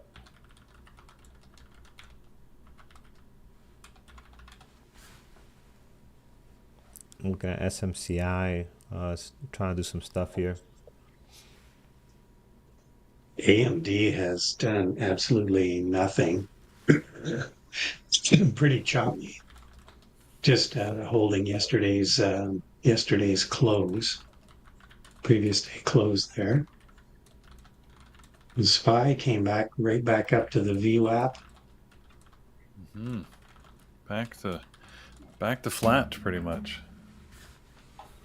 Yeah, right back to kind of where we opened.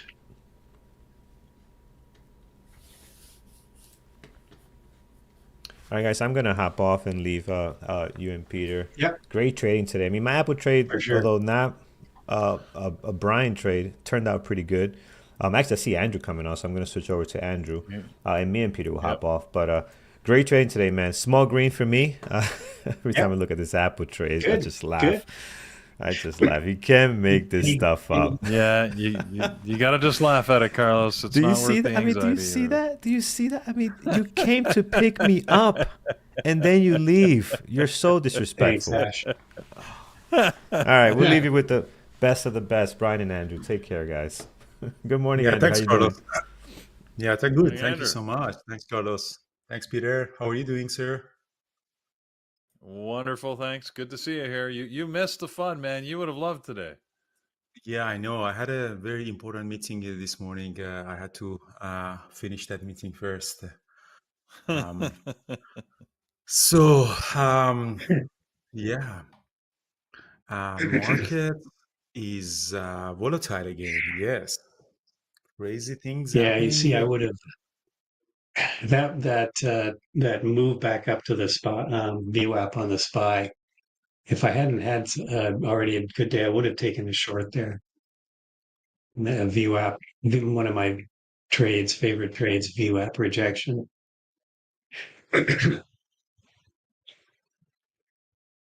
So, market is definitely very undecided to which direction they want to go. That was such a brutal day yesterday. It was just very brutal.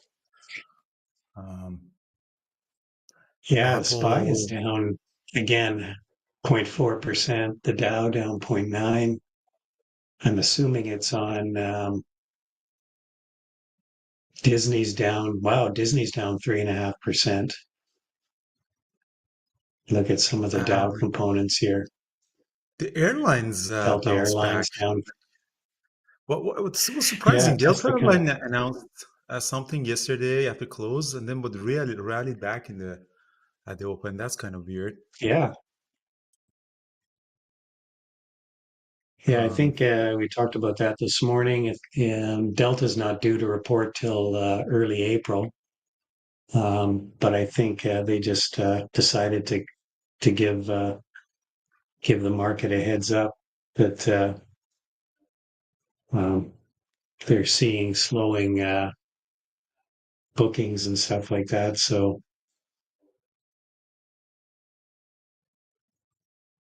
yeah, so yeah, that trade off of the SPY off the VWAP would have been another a good trade there. so the currency market reacted to this job number. So US dollar got much stronger. Um, so the job number was good. That's why. I think it was higher than expected.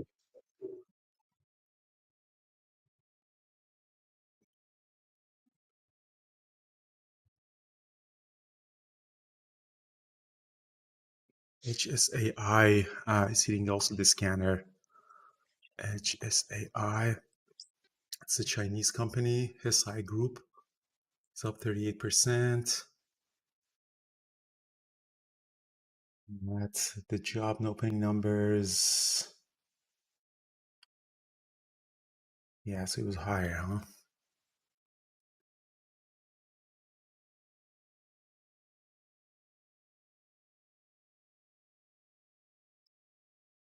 Yeah, the HSAI is very interesting, but kind of the volume kind of died on it. It was a very nice, bull flag pattern or ABCD pattern we see in the 5 minute.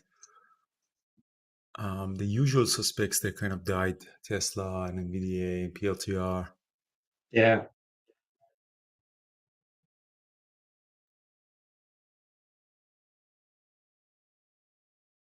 Yeah, it was a very brutal last couple of days really on the market.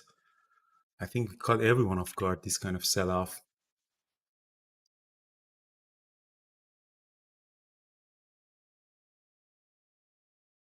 Let's just say AI is still going up. Nvidia, Tesla. Yeah, Tesla and Nvidia both, they had a very nice 5-minute range break up.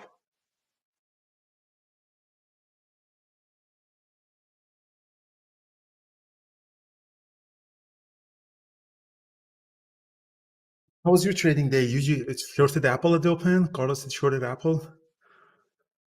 Carlos shorted Apple. Yeah, I shorted Apple at the open too. I got a nice move, nice initial move, and then I had to get stopped out at the rest.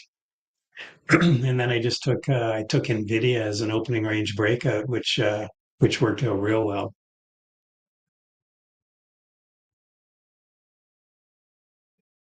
And then I just caught that flush on SPY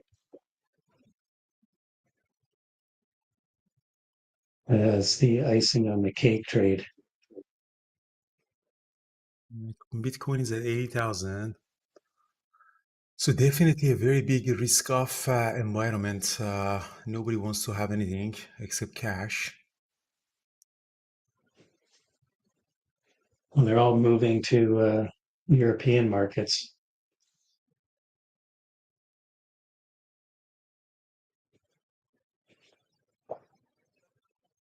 Bonds are TLTs of and 91. Japanese.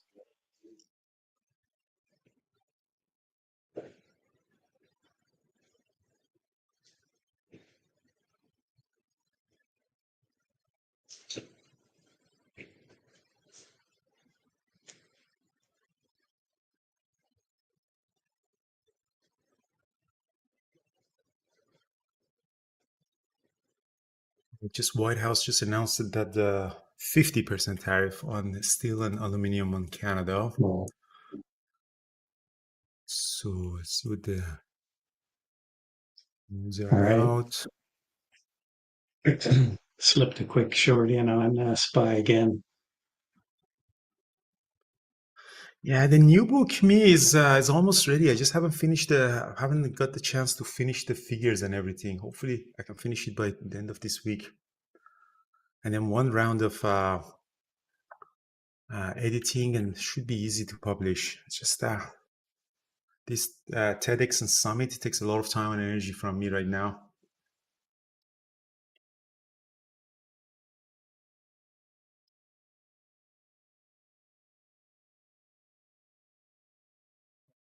European Just covered the short on the SPY, right back down to yesterday's to this low.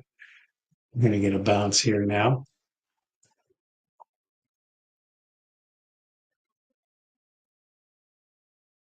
Let's see if this level can hold.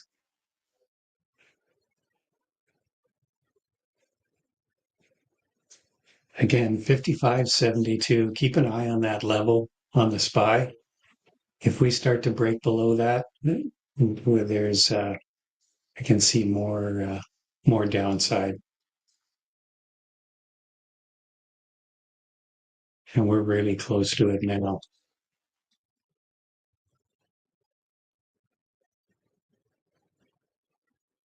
I'm actually surprised that the airlines bounced back. United Airlines was down 12% yesterday post-market. Just recovered all of it. Delta is still down 5%. So yeah, they had the guidance that the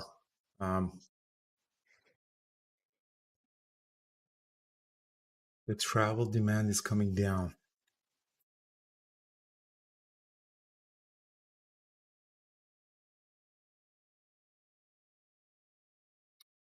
Potential long on Nvidia. Looks like Nvidia is holding the revap similar to PLTR.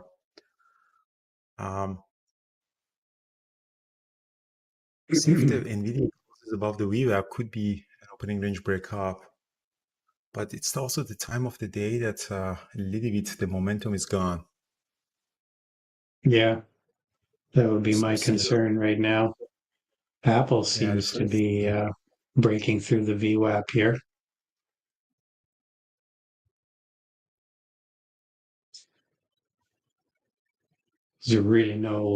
There's no significant orders to the upside that I would think would pull it there, but it's definitely came down to this 220 level.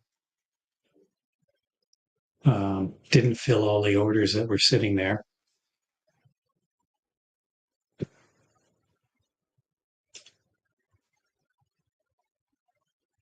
Soft recovered a little bit.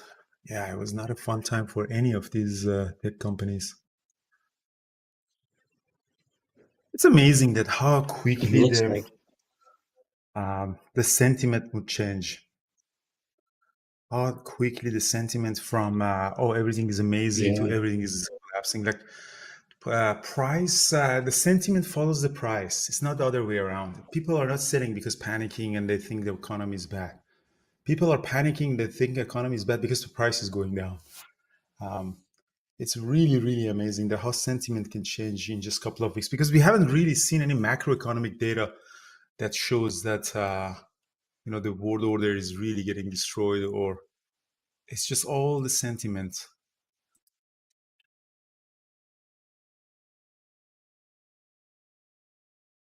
I'm short Tesla. Tesla, sure, Tesla.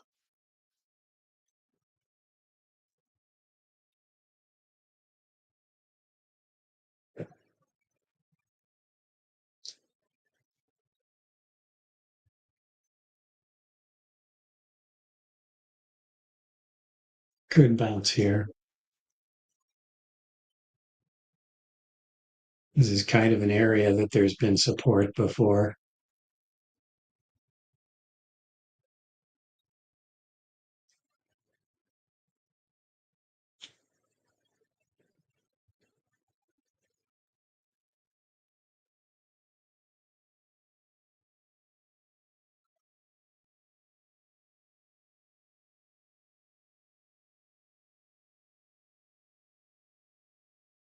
Tesla. Brian is shorting Tesla.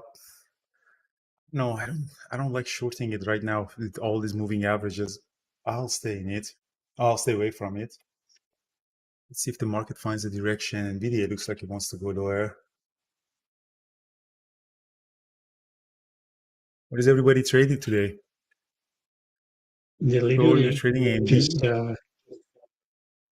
here we go. Just going to cover some. I'm trading options on it, as everybody probably knows. Love to trade the options on Tesla. Here we go. Look at that. Just I'm in these at I'm trading the 225 puts in at 880. Now I'm going to cover some, or I'm going to sell some here at 980.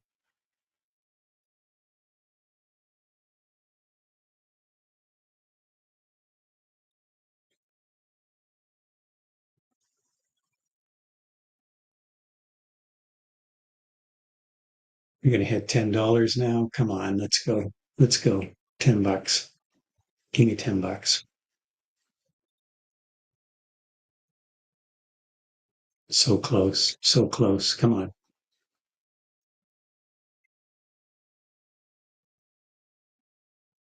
Yeah, Nvidia is going red now. Here we go. Got it filled at 10. You're buying puts on it, yes? Yeah, I've got I'm long puts, which is essentially a short trade. Oh wow, now at 1025.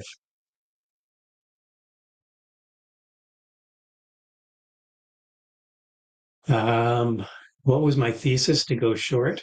Um, if you look at Bookmap, if you look at my chart that I'm showing in the room, you kind of see here how we started to roll over. We came down, dropped below the VWAP, came back up just slightly, and we still made a lower high.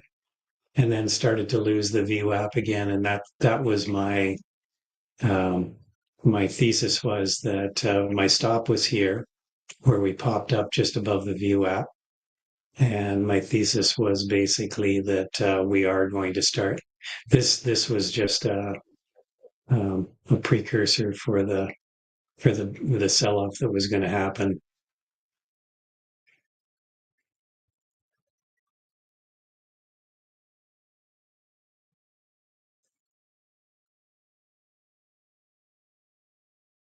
So a series of lower highs and then trading around the VWAP. And then when we couldn't get back above the VWAP here, after we dropped down again, that was it. Tesla was done.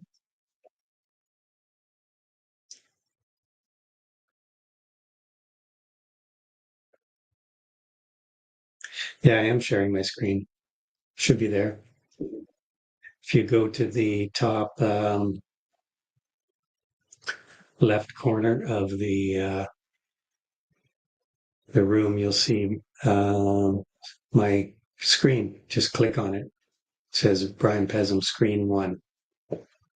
Should bring it up. Yeah, it was a nice Yeah, short on SPY selling Nvidia. It off, just dropped Q's 2%, going huh? yeah.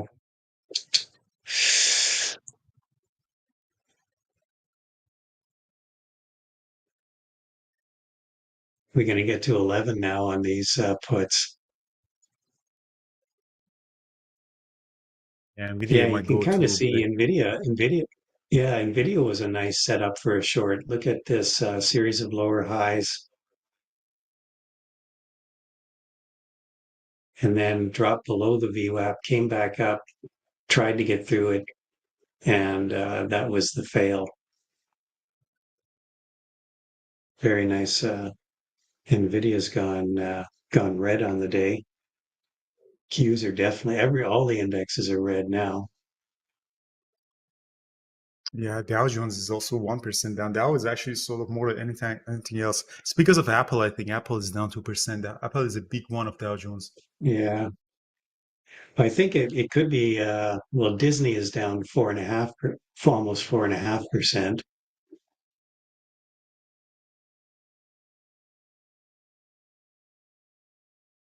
Wow, look at Nvidia's just getting rocked here. Nvidia and Tesla, Tesla, they have a potential reversal at the low of the day. yeah, Um, PDC, it's going to bounce. All right, I'm out of that. Sold my last put there at 11:30.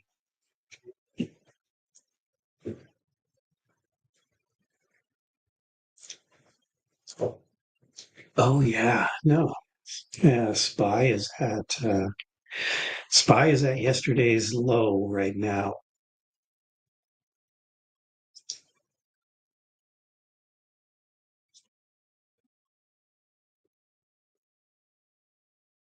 oh, Gary, you're dreaming of $50,000 day.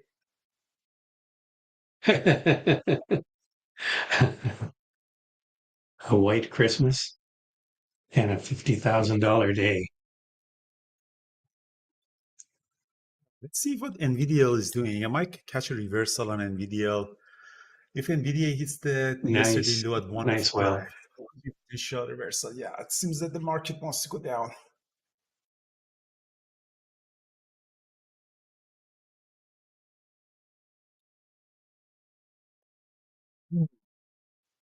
yeah, PLTR is dipping its toe in the red there. Yeah, nice kind of almost a triple top on PLTR. Again, a lot of that gyration was because of the job openings number. I expect Tesla to bounce around here. This is a kind of a pre-market low. It's also PDC, so watch for a bounce on Tesla here.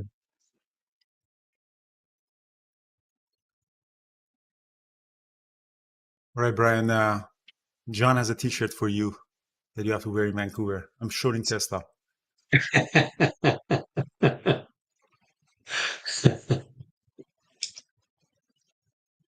Right, Nvidia is dropping really hard. And yesterday low at 105.50, I might actually catch a reversal on Nvidia.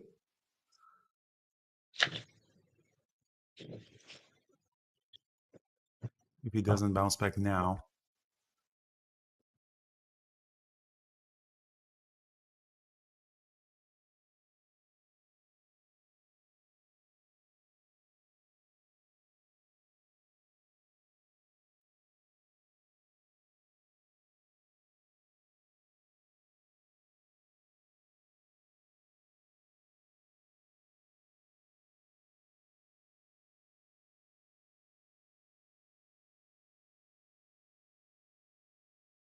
There was some news story about some guy who was showed up driving his Tesla truck near Bourbon Street, and a whole bunch of people started running after it, throwing their drinks at it and other stuff. They're here? Look at this. Look at this. What did I tell you? There's your bounce on Tesla. So predictable. Yeah, I wanted to get it a little bit lower. Like if it was Tesla was going toward the previous day close, I wanted to catch the reversal on it. Yeah, But not it now. hit there. Right? It looks like it. It looks like it hit there. No, I don't think it did hit Tesla. No? No, it just got very close Okay. to it. We'll see. It might get back. If it gets to not even the previous day close, I think the yesterday low would be something that Tesla yesterday low at 220. That would be nice. Yeah, and the spy bounced off of yesterday's low of day.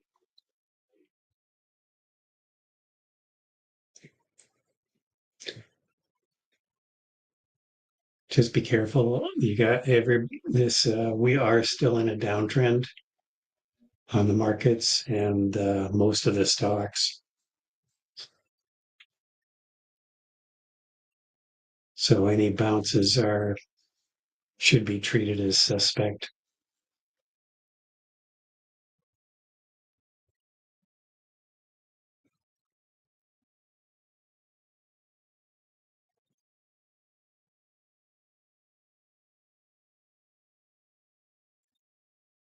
Yeah, we'll see Tesla 220. Yeah, if you get to Tesla to 220, it could be a good bounce on it on Tesla. Let's see. The market seems that it's slowly going down, as usual. As usual.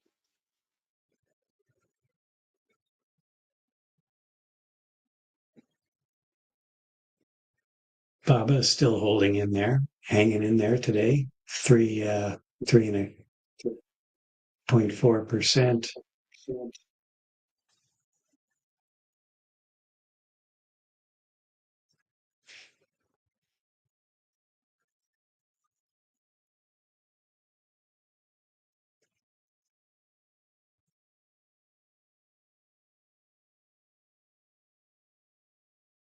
Nvidia is also trying to break the low of the day again. Again, no reversal I'm taking yet. I'm waiting for them to go into a deeper level.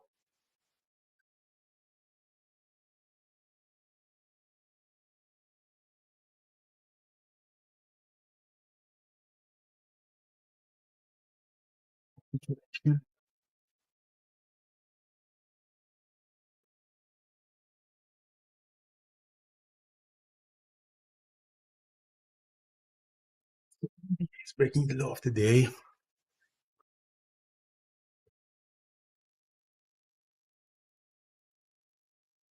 Yeah, Nvidia, looking forward to Nvidia to 105. Yeah, Get there. I don't know if it's going to get there. That's below yesterday's low.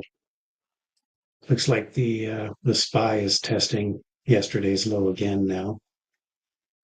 Yeah, 105.47 on Nvidia. There you go. So the volume is coming. See what the Nvidia is doing. Tesla, same thing. Yesterday low could be a level to take a reversal on that.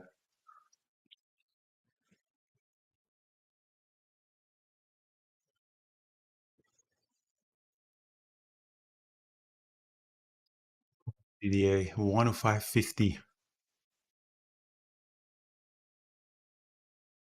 Volume is picking up. It's tanking the market.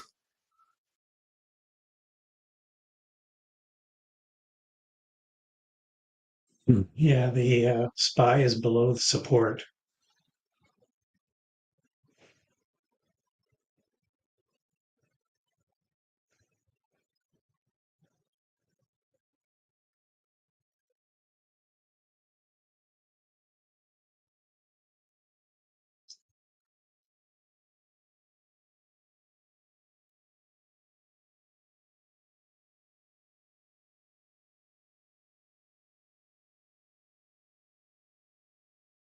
See if NVIDIA goes to 105.50.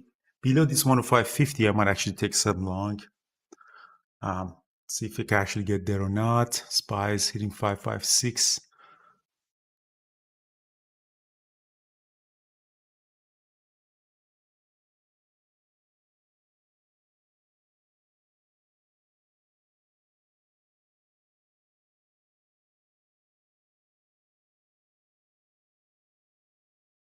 See if we can hold this prior low, yesterday's low on the SPY. I think we're going to drop here. Yeah, NVIDIA is definitely going down. 105.50. This is a yesterday low. There's Tesla, yeah, Tesla big not. orders. There's some big orders at 220 and 215 and 210 on Tesla.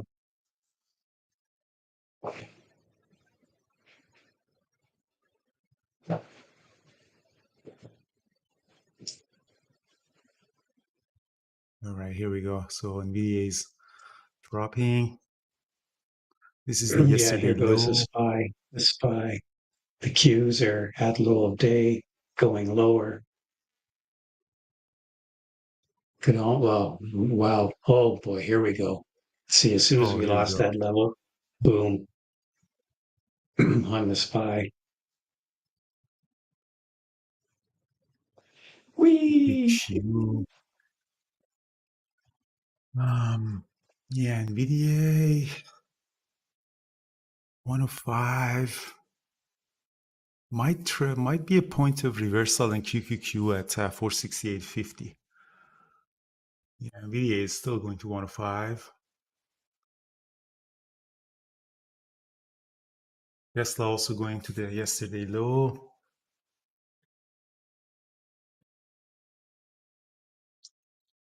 I don't use Wow. Bookmap. No, I'm just sometimes getting the commentary from Brian. Okay, perfect. Yeah. Yeah, NVIDIA is really setting off now. 104.90, 105. Is there any level on NVIDIA? We can take a look at on a daily chart.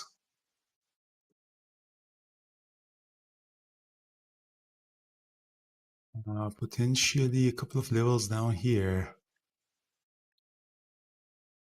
Yeah, Qs are TQQ might be a good bounce from 58. If the Qs are 1 to 80. If a Qs hit the previous yesterday low, it might be a bounce around here.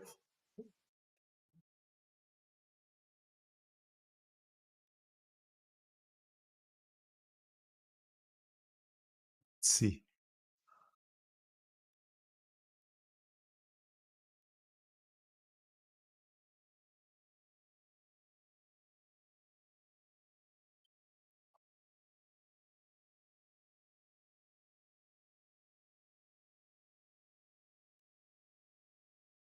Nice, Tesla's going to go to 2 to nice 20. trade, Carolina. If you were short for a while there, nice trade on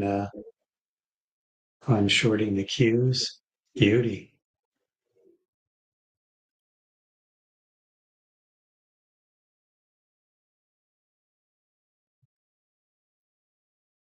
All right, Yeah, Tesla is going down to 220.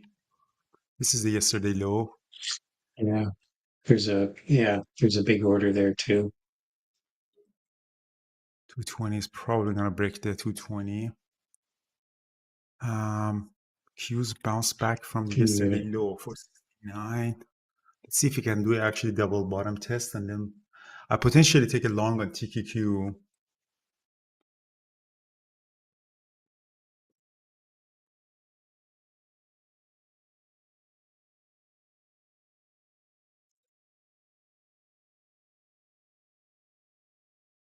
Man, oh man, it's SPX puts are just going through the roof.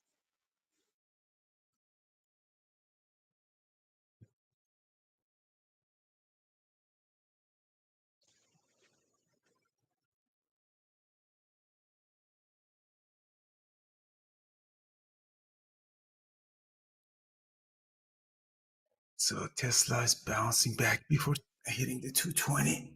SPY has S3 at 553.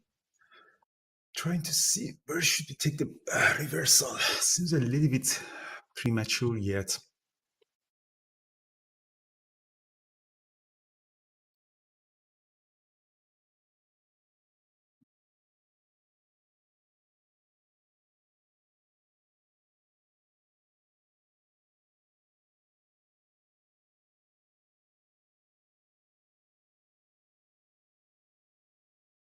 So Qs are making those again.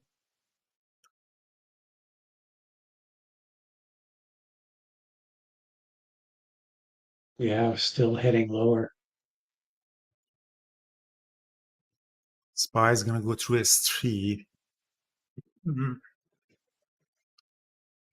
What I'm thinking of potentially doing here is taking a long on either NVDA or TQQ.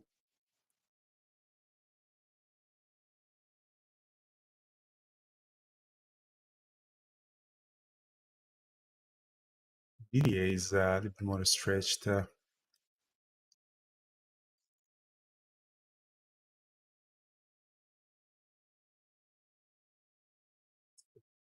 Still 102.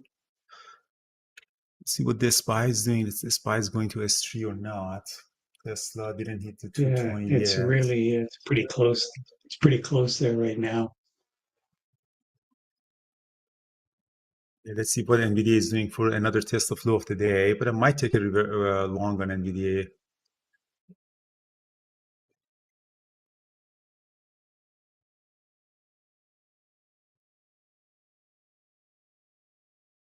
Into NVIDIA.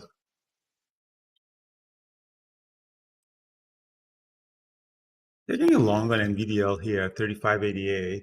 Put a stop loss at if NVIDIA loses the 104.75. Yeah, 35.85.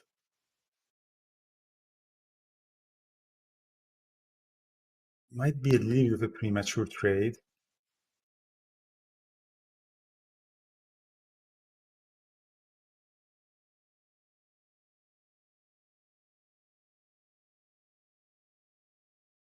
Popped up to Getting a 36 or bounce here on 9. the SPY and the Qs. Qs are bouncing off the yesterday's low.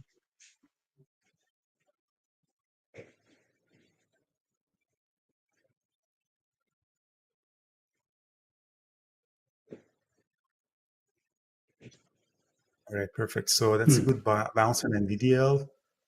36.20. Qs are exactly bouncing back at the yesterday low. So TQQ would have been a nice trade on it as well. So 36.35, I'm getting out some. I'm reducing my share size on it. That's nice. Yeah, 36.40. nice trade. Let's see if make a 5-minute high on NVIDIA. We might go back to the previous day close.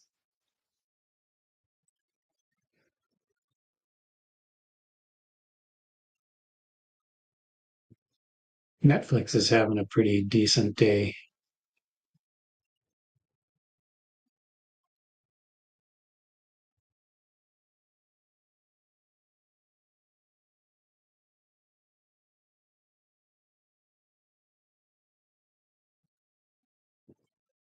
Reddit seems to have found some support.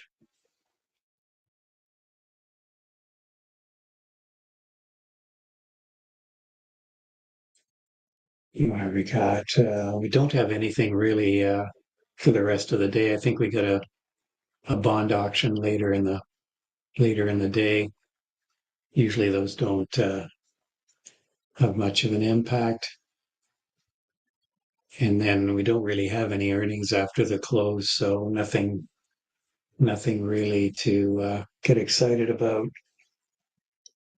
We do have Adobe after the close tomorrow.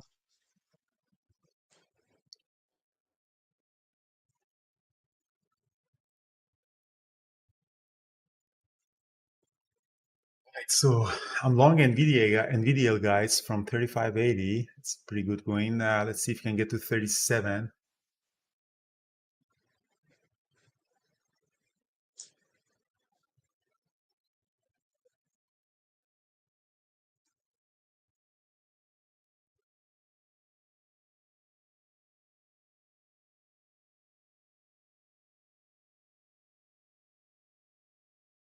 It would be nice if we can get to 37.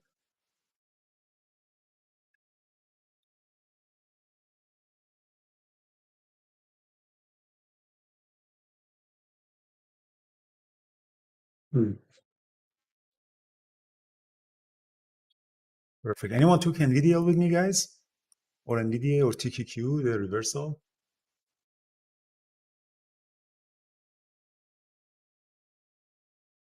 Let's see if Nvidia can actually test again.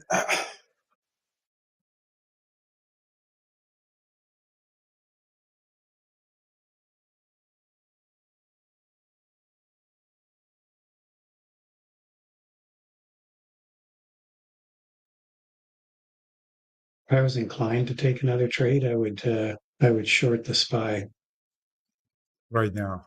at this point. Yeah, at this point, I'm not going to take another trade.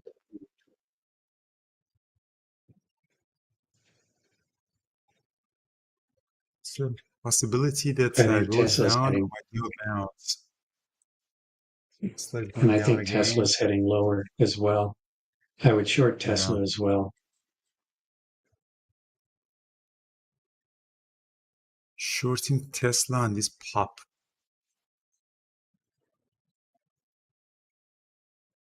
See, there goes Tesla now. Tesla's going to I'm gonna get add a back into little bit that on NVDL 40. here. I'm gonna add a little bit here long on NVDL 3647. Let's see if does another pop.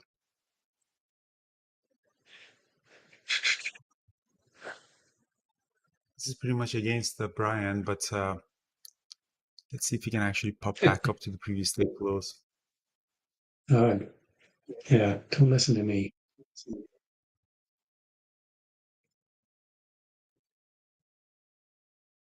You do you. I don't want to be responsible for getting you out of a good trade. No, it's possible that I get stopped out. But if he does pop up, would have been very nice. Definitely, market doesn't have much of a momentum to the upside, but it looks like it's also a little bit exhausted to the downside. We'll see. I don't really have much of a confidence in this particular trade. There you go. There's Tesla breaking 220, getting into this 220, this 220 pool of liquidity again. Tesla is super. The president bought a Tesla. He tweeted yesterday that he's Wait, going to buy a brand new to said he was support Elon Musk. going. Why would? Oh, look at Tesla. There you go. See, I told you. I knew it. Wow. Wow, with the volume broke out. With heavy volume, yeah. Look at So that the volume next on level on Tesla. Tesla would be 200. yeah, the next level on Tesla would be no, just before 200. I think 214 might be a level that you get somewhere. I think 214 would be something.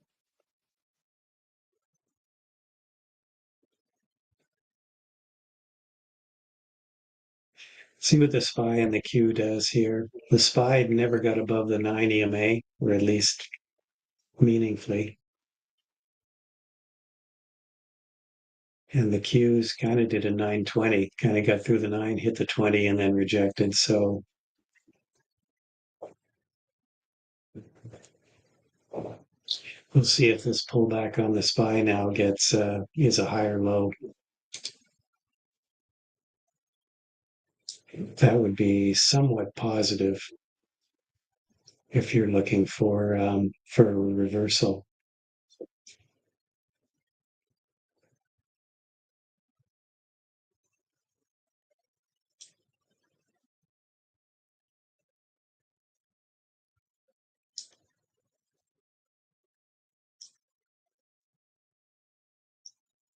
All right, so Nvidia hasn't stopped me out yet.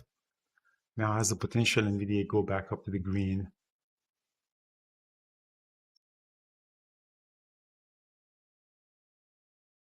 Tesla also squeezed back up. All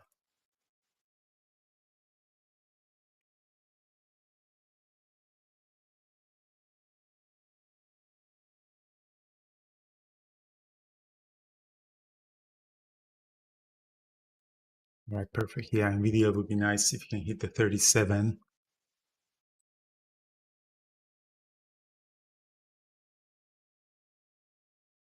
Mm-hmm.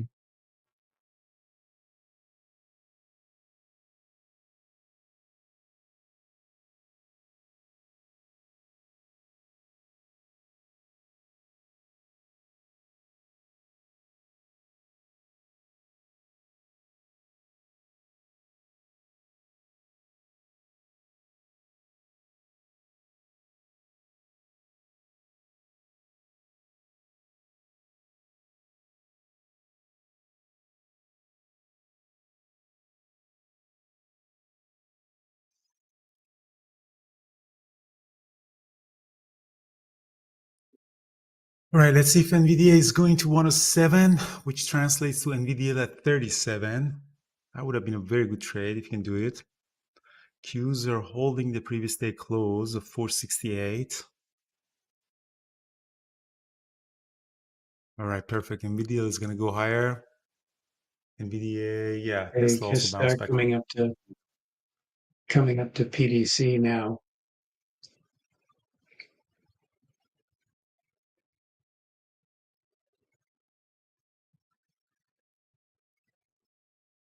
Perfect. Yeah, there you go.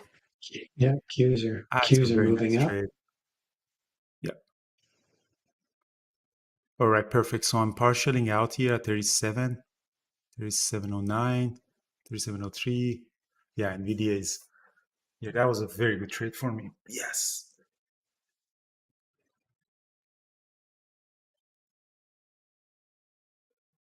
Finally, a good trade in this red market. Yeah, good trade. See, aren't you glad you didn't listen to me? I mean, people trade differently and based on different risk management. I know you made money on Nvidia short.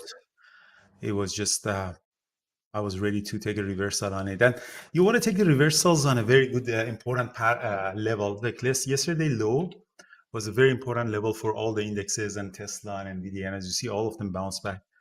So it seems that in the short term, market wants to hold the yesterday low because it's already in an oversold condition.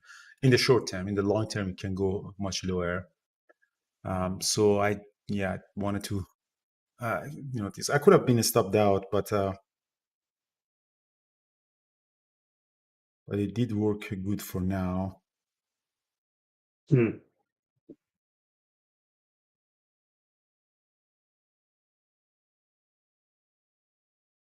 Yeah, so Qs might go green. NVDA already green, so I had a really good day on it.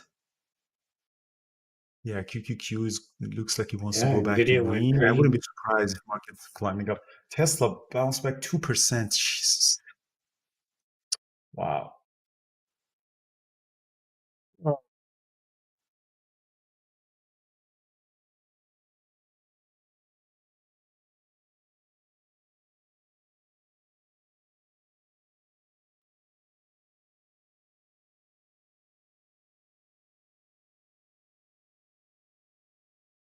Hmm. All right. Well, I'm not in any trades right now. Just sitting here, kind of. We'll see what the market does as we get through the noon hour.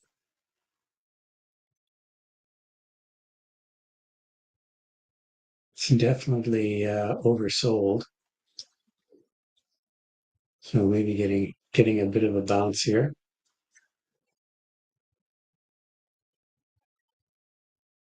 Wow, US dollar is getting much And stronger too. Yeah, I know President wanted a weaker dollar, but it doesn't help at all. Um, yeah, why? What's oh, what is that? The UL. It's a dollar index.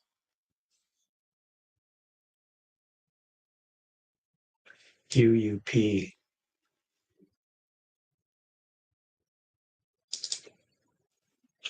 Tesla is back up. Yeah, dollar's weak again against the yen and the euro.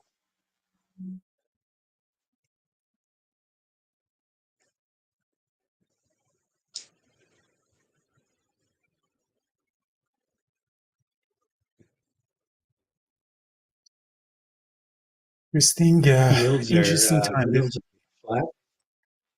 I was going to say yields are kind of flat today, not moving, but they were sure down yesterday.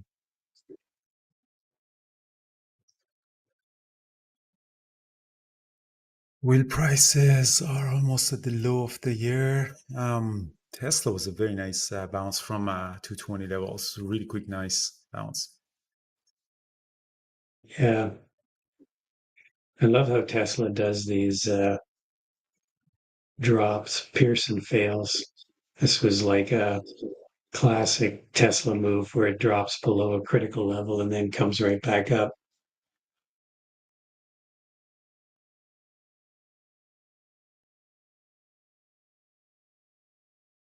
Hmm. Energy down today, banks down, All right, metals are perfect. up, Tesla is popping up. gold and silver up. Yeah, Tesla is ripping. Tesla is might go actually above the VWAP. I'm not in there. I'm in NVIDIA. So NVIDIA is hovering about previously closed. Let's see what the market is doing. I mean, SPY and Qs are haven't really found the direction to the upside. They might go down or they might go up. Bulls need a good news. Maybe until April 1st, we're going to be like Yeah, this, very volatile. And then, because President promised a lot of new tariffs on April 2nd. So if he implements them, then we have more clarity.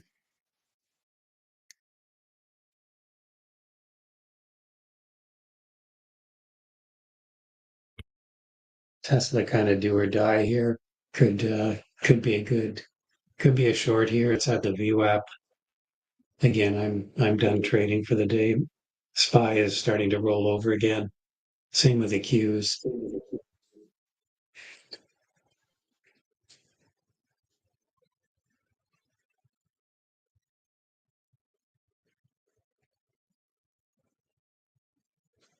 Definitely was a very brutal sell-off. Like it's a very brutal correction. Yeah, it's just from 540 to 470 spikes. Choose that kind of. I mean, it's still 1 year. Market has been up 9%, or Yeah. 8% spike compared to a year ago. Is still up, but this rate of sell-off was brutal. It's very scary.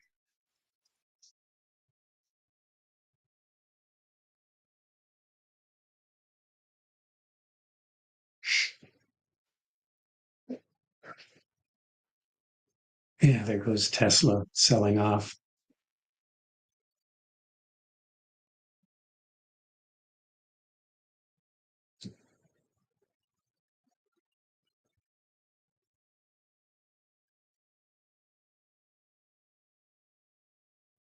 It's the Nvidia and Tesla. They're coming back down. Nvidia might stop me out actually. Um, All let me right. see. Yeah, Qs look like it wants to go and test the low of the day. SPY testing a street. It seems that everything is rolling Yeah. over again. All right, so it's 11. Now I think we're gonna hand it Yeah. over to Thor in the chat room, and Yeah. Avi and Paris. Are you guys available for YouTube?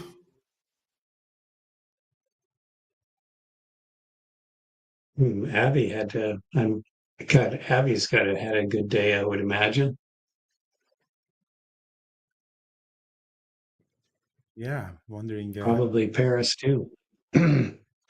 So I am going to grab some breakfast now. I had a really good day, so I'm pretty happy.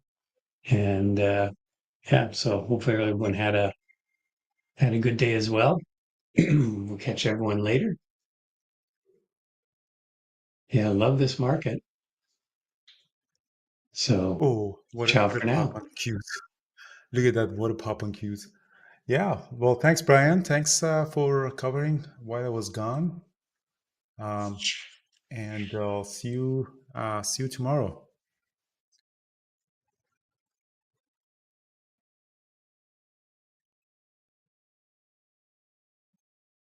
So I'll wait here until the other folks are joining us. Let's see, Qs just popped up, SPY popped up. It looks like some buying at the low of the day is happening.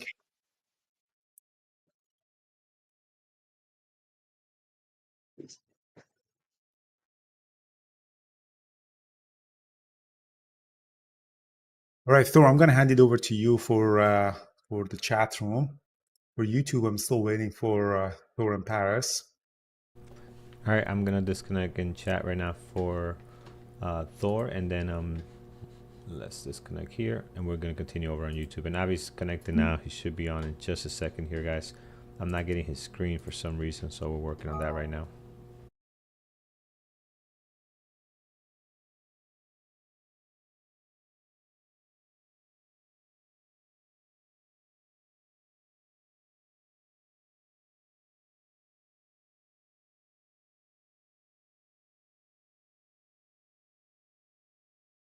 Connecting again, and I think that should work if you can hear me. And I see Paris is also on, so welcome, Paris.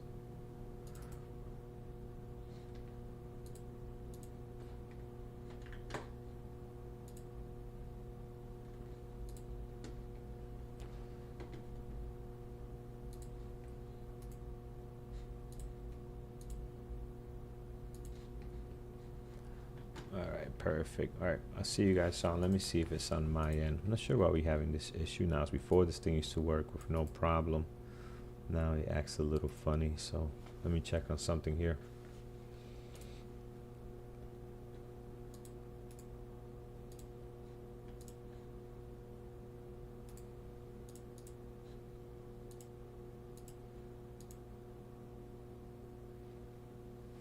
All right, just give it a second over on YouTube. We're going to be on with you guys in just a second as we look at how this market is just awesome. So we're looking forward to see how these guys traded. What a trade by Andrew too on that reversal. That was so clean.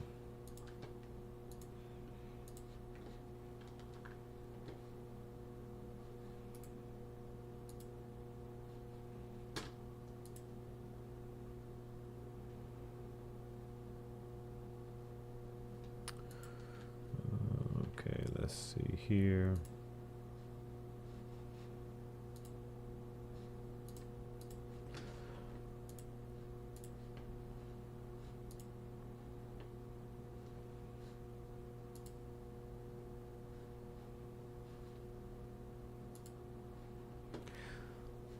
Avi in Paris, can you guys hear me?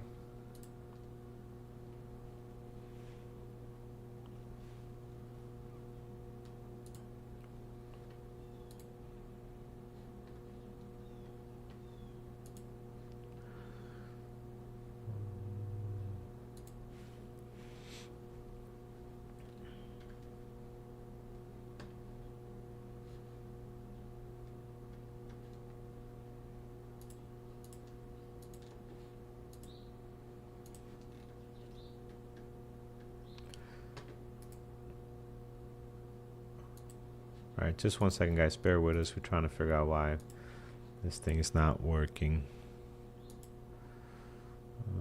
Let's try one more thing here.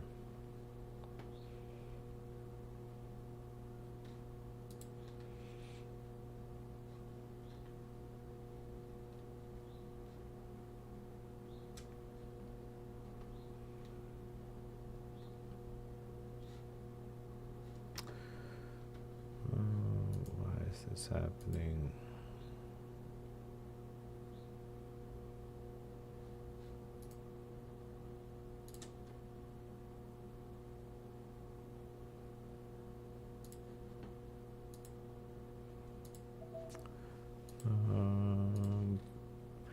Paris and Avi, try disconnecting and connecting again.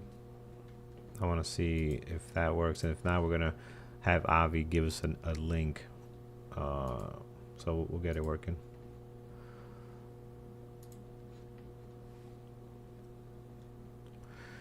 Tesla's going above the VWAP, so I'm looking at that now. That is nice.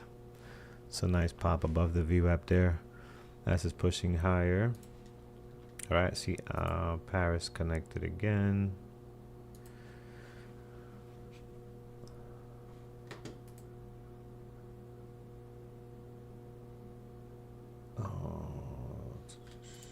Okay, let's see where Paris is. Okay.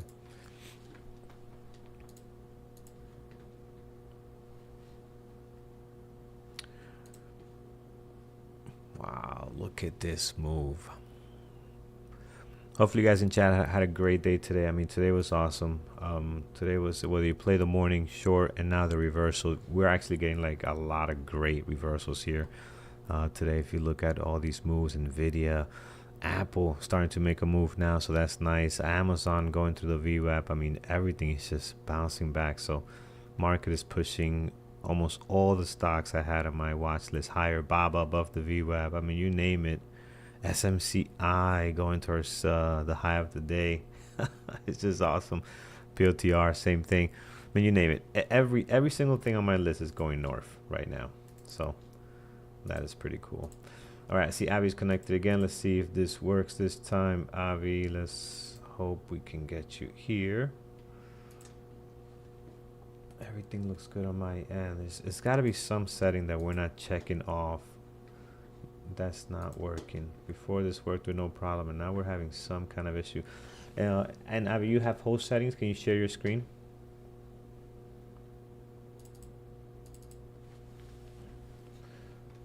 You do, because I see your screen now, but I am not getting you here. I don't know why. All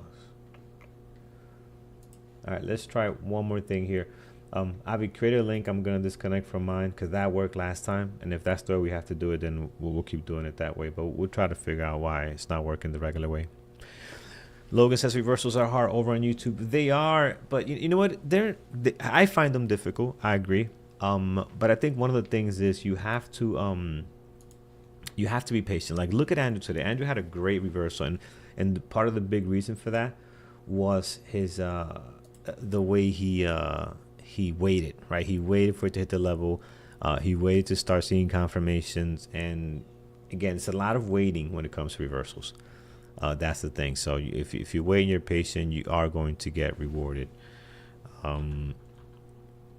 And the day has to give it to you. Like, not all the times do we, like, the reversals we're getting today are incredible. Like, these type of reversals don't happen all the time. I mean, look at Tesla from the bottom all the way up there. I mean, that's not normal. And yeah, it's just awesome. All right, so here's Avi sent me a link. Perfect. Let's try this. We'll get this figured out here, guys. This should be on shortly. So yeah, but I agree. I'm not great at reversals, but today's, even if you're not great today, I think you would have done well with reversals. It's just so clean. All right, let's see here.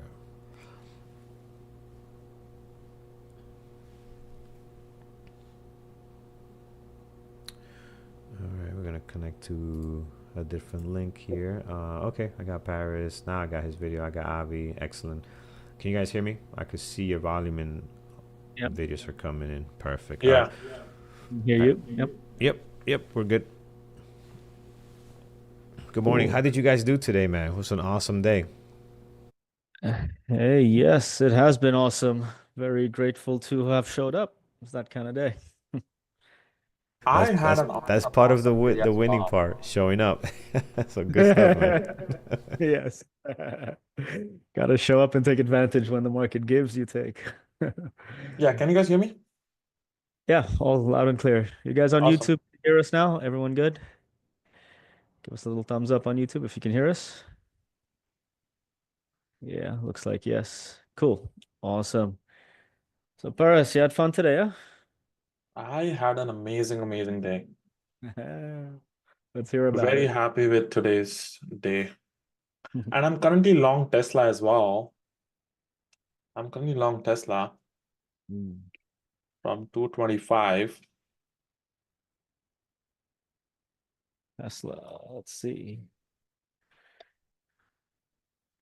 Yeah, look at that. That was a nice, clean moves all around on most Yeah, it's days. been clean move. Yeah, today I think Tesla has a chance to break the high of the day today. Mm. Only if the I think SPY is just because it's so oversold.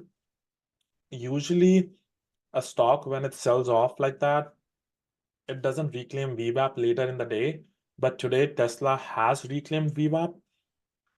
Um, so yeah, so that's the whole reason I'm thinking it can actually go for the break of high of the day. Nice. Yeah, big reversal and continuously looking strong. So, wow, look at that thing go. Oh, Right now, nice. just Now at it's popping 11. up. Yeah, very Very nice. nice. I am. There you go. Cool, cool. Matthew, yep, the levels are on the screen now. You can see the SPY levels. You want to verify them? They're on. There you go. Cool. And So yeah, it broke the 230. mm, Uh, it broke the 230. Let's see if it. I want to see 231. Very bullish price action overall.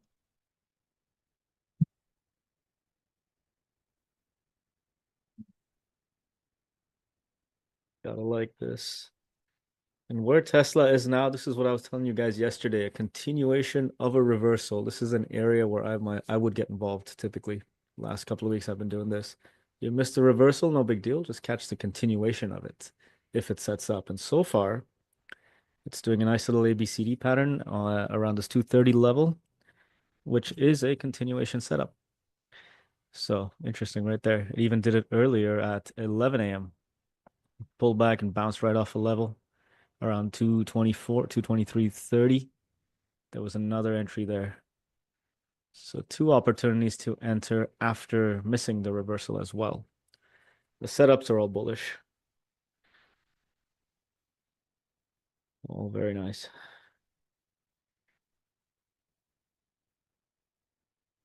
Yeah, I caught Tesla as well earlier on the bullish side, going up early in the day, about 9:45. Went up to this ABCD pattern, held around this 230 area, so I got involved and pushed up for 235, got $5 on it. That was fun. And here it is, guys. That's how it looks like on the options chart. So got in and added further and got the pop. So that was how I played with Tesla today. Very, very bullish earlier. So that was fun. Nice lean to the 5 figures with that one. And had another big one too. The SPY. The SPY basically after the news, it popped up and started selling off. I went short with the sell-off at just about 10 a.m., just after 10, 10:01. When it sold off with the news, I caught that whole move down. And the options chart is a bit scary to look at, but take a look. There it is. Getting long with those put contracts, and the options chart couldn't even keep up with the activity because the activity was so fast. And that's two 5 figure trades today. And others than that, there were a couple of smaller losers, but the winners are much bigger than the losers, and that's that. So fun day. Yes, the SPY is hard to trade. I find it really tricky, so I'm always watching it very, very closely if I'm interested in trading it. It's Guys, like trading. 230 is gonna break very like a boss. It, Hmm. okay, it It's just gone. broke. Yeah, it's gone. Boom. Now 231 is gonna pop. Yes. Very strong price action, very strong tape, guys. Like this is the tape that I would like. I love trading. Hmm. Very, very uh, strong price action. And the bulls are wanna take over. Yeah, now it got rejected. That's not good. But I want to see if it holds like this, right? It's just gonna accumulate and absorb all the buyers, sorry, all the sellers, and it is gonna create a big move on the upside. And as a matter of fact, I'm even thinking of adding to the position. I think it's holding up pretty nicely. Let's see if it drops and it gives me a chance to add more. What was your initial entry on Tesla? Did you get in earlier? 225, 225. So I have taken 3 trades so far on Tesla. One at the was a perfect ABCD pattern on the first at 229 right here. Then the second trade was a very clear bounce from the at 228, and this is my fourth trade. So third trade I got stopped out, and fourth trade this is actually looking interesting. So I'm gonna add a little more here for the break of 231. I think 231 is coming. Let's see. Nice. Your first trade on Tesla, I took exactly the same trade. Almost identical. Oh, really? Same target, everything.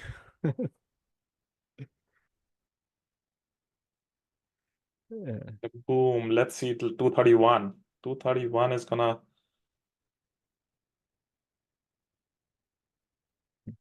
231 is gonna come soon.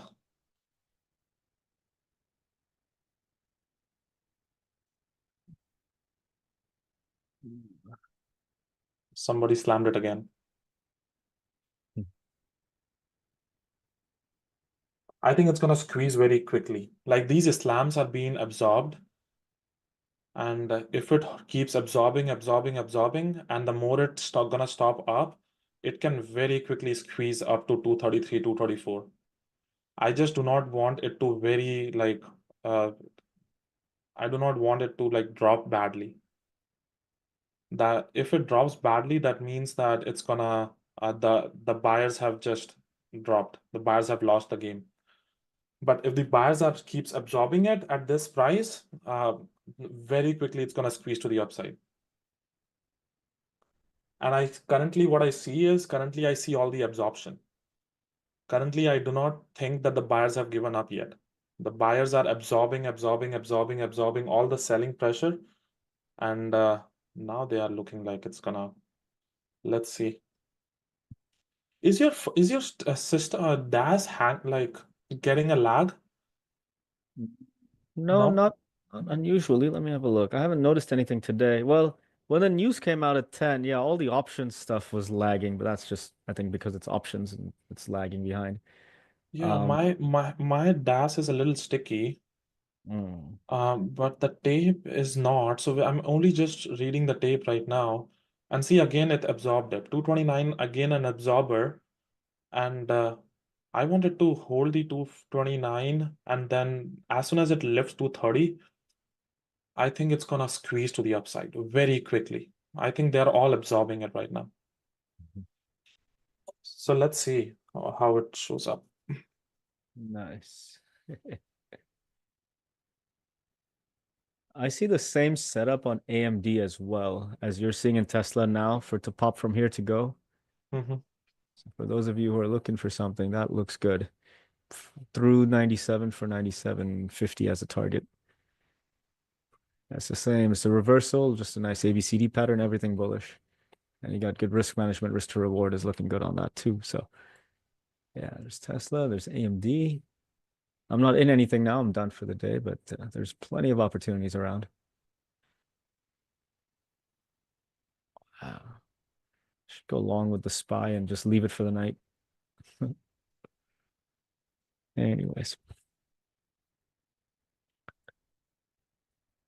Brunts, Benvenue. I don't know if the SPY is going to go up or down. For now, the activity is bullish. And you gotta have a strategy to tell you that it's gonna go. If you got your puts open, obviously you've got you're thinking about a short. You gotta have a strategy that tells you it's a short. You gotta have found resistance or certain sellers that you're working with that you believe in. So whatever your strategy is. For my strategy for now, there's no entry on it, but it's generally bullish.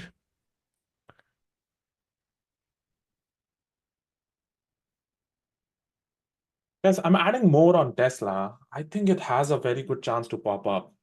I'm adding more on Tesla. Let's see if it breaks the 230. We're gonna be in a real business.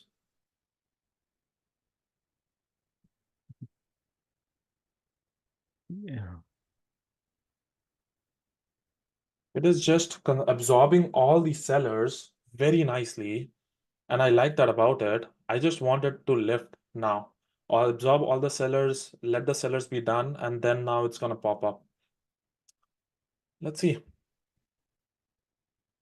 It's amazing how tight this consolidation is. In my Yeah, view, when yeah, it's so tight, when the pop comes or the breakout comes, it comes explosively.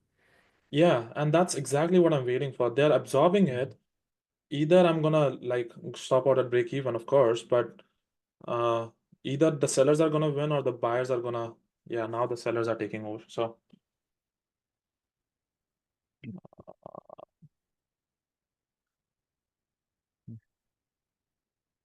let's see if it find the buyers. My average is 227.69.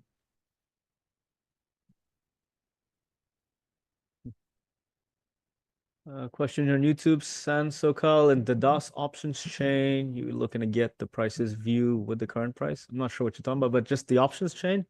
There's all kinds of settings in there, man. Just right click it and you'll find all kinds of configurations. I haven't messed with it. I don't use it much. It's just I just pick the strike and the expiry and that's it. I don't look at anything else.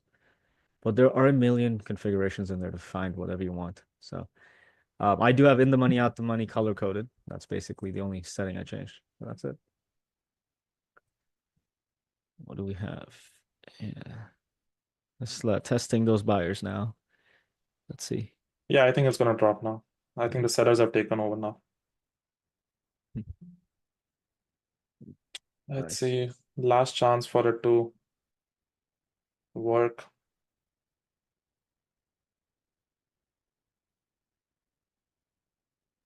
Question from Diego. Okay. You out of that? Yeah, No? all out. Break Yeah. even. Cool, man. So yeah, did not work out. All right.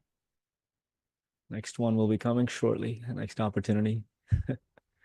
So Diego, you're looking saying you used to have thought that the VWAP should define sell below or buy above. So what do you do with this example to enter long below the VWAP and hold it? Yeah, so Diego, the VWAP's an interesting one. It's an indicator just like anything else.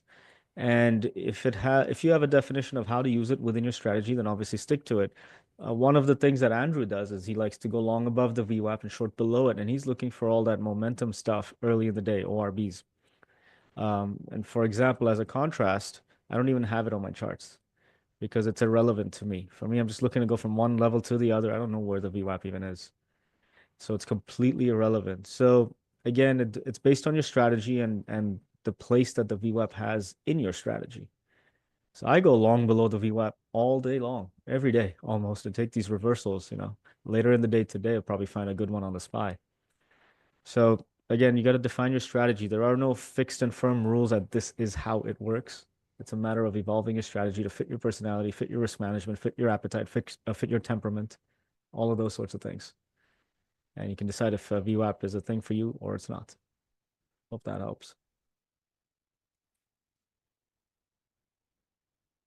There you go. Thank you, Logan. Got all the settings going there for the options chain.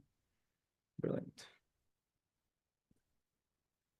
There you go. Mike, here you got a strategy for the VWAP. So there you go. Look at that. So AMD did what Tesla did, dropped down. Again, finding those buyers. I still think it's generally bullish. Let's see.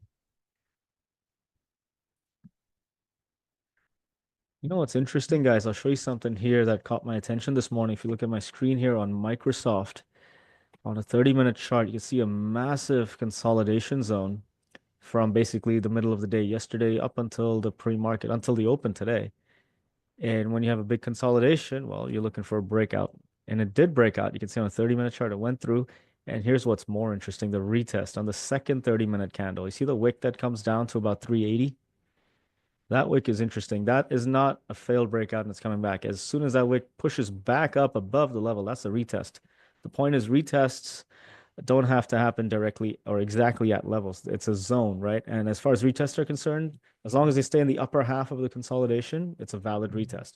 And sure enough, it went all the way through to the target, about 386 right there. You can see it's almost precise over there. So that's a very good piece of near perfect price action. You have a consolidation, a breakout, a retest that stays within the upper half of the consolidation, and off you go. And you still had, I don't know, 2 hours, not out. That's about 1 hour worth of opportunities to enter this thing long and just let it run for 386. So that's a near perfect setup trade that you can always look for. Again, price action, price structure, it's all there. And there goes AMD now. There goes Tesla as well now. That AMD setup, it's there. You can see the reversal. You missed it, but the ABCD kind of setup right here at the level we were talking about 10 minutes ago, that's happening. Tesla is very similar. Nvidia is almost identical. And yeah, I don't think much about Meta, but these ones are good for bullish activity. Fun. Lots of fun. Yeah, there you go, guys. There's a link to all my stuff where if you want to, I post the screenshots of my trades later after we're done here. I put them up on X. So the link is here where you can see them pretty much every day. Some news came in. News. News breaks all the patterns, doesn't it? Diego, you want a Lambo giveaway? Ask Paras. He'll give you a Tesla. He'll do a Tesla giveaway. Man, looking at my long-term position on Tesla, I don't think so. Oh man. But I have a lot of puts sold for 200, and I am thinking of getting it assigned. Oh, it's a good place to buy it. Yeah. It's still a cult following stock. People love to buy it for no good reason, so we can go with that. There are all the good reasons for me to buy Tesla. I think it's a great company. I think. Yeah, well, they're revolutionizing automobiles. Yeah, I'm thinking of going long Tesla again. I think Tesla has a chance to break that 230. I don't know. I'm so much up on the day, I don't want to mess around with it. One of today's biggest trade for me was Nvidia. Nvidia was like a perfect entry and exit. Yeah. What'd you do with Nvidia? You went long earlier? Yeah, long at the open, completely scaled out to the final top of it. Nice. Look at that chart. Yeah, straight long at the I open. am thinking of Tesla, guys. I am thinking of Tesla. The more it holds here, the more the chances are it's gonna break to the upside. So I am not in any trade, but Tesla has a very good chance. If it loses VWAP and then sells off, then I'm not gonna get in. But the more it holds here, the more conviction I'm getting that it has a chance to break.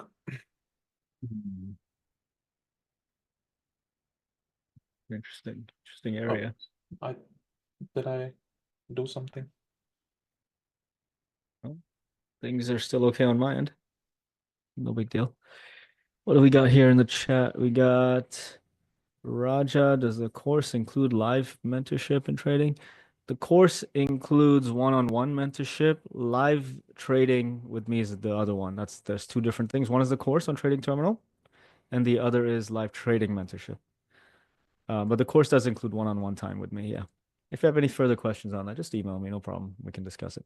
But basically, it's all written down in that link that you got there. What's it?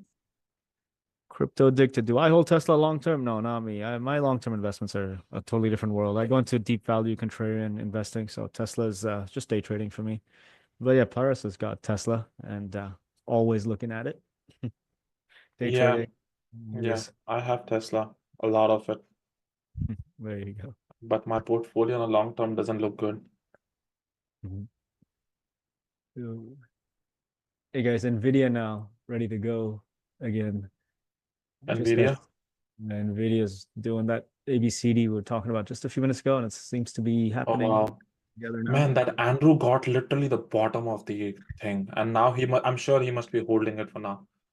That Amazing. was what a heck of a trade on Nvidia. Oh But no. but I got at the open right here. As soon as it dropped and then scaled out, tier 2 size long, and then scaled out to this thing. Beautiful entry, man. Holy crap. Right at the open. Love Yeah, it. thank you. Love that. But now it's actually looking for the same with Tesla, same with Nvidia. Now they're looking for the now see that Tesla?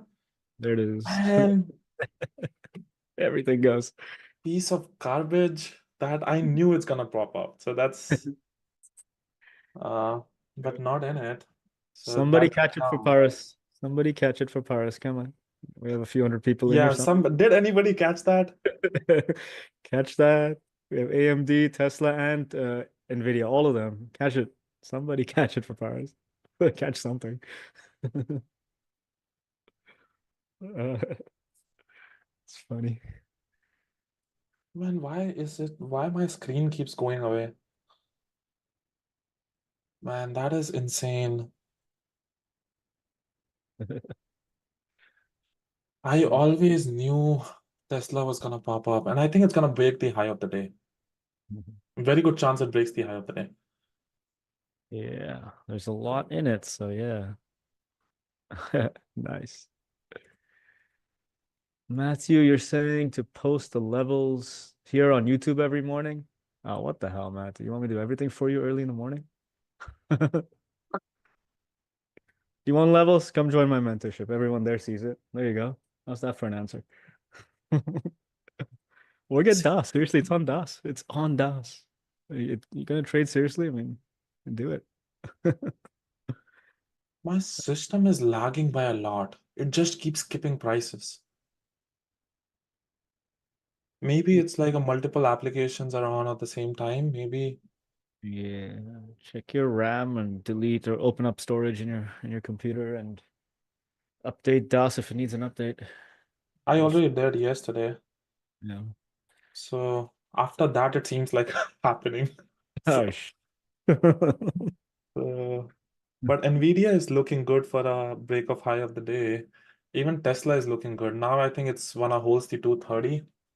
And if it holds 230, uh, Yep. Nice. Question here from Amuta. You're saying you captured the measured move on Tesla, fake out below 30-minute red candle, and the price climbed above the pre-market, and we're waiting for the retest. Okay. There you go. Well, at least you're looking at the right areas, right? That's what these levels are. They're areas, they're not precision. And it's in those areas where you can get potential opportunities. So it's only when it gets to these areas that I'm looking at the candlesticks and thinking, is there an opportunity? Just asking those questions. 95% of the time, there is no opportunity, and that's a good thing. And once in a while, you get a really good setup, and you must take the trade if the setup is there. At least that's how I do it.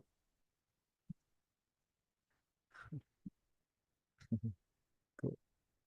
Mr. C, my email is avi@bearbultraders.com. But don't email me. Come on, man. You get a million emails all backed up. Message me on X. It's faster. Actually, you can respond to you much, much, much faster. But email me if you have to, no big deal. I'll get to it. But yeah, avi@bearbulltraders.com, or faster, you can get a bit fast response from me from X. Just message me there. Yeah. Cool, Matthew. You got it. Kyle, me? No, I don't trade ORBs. No. I trade 30-minute price structure. Actually, I'm doing a webinar next week on the 20th about the precise strategy that I'm using recently. So come and have a look. It's called, basically, it's naked fractal patterns. It's a bit complex, but you guys have got all the prerequisites already. So you're gonna enjoy this one. But no, I don't do ORBs for very specific reasons.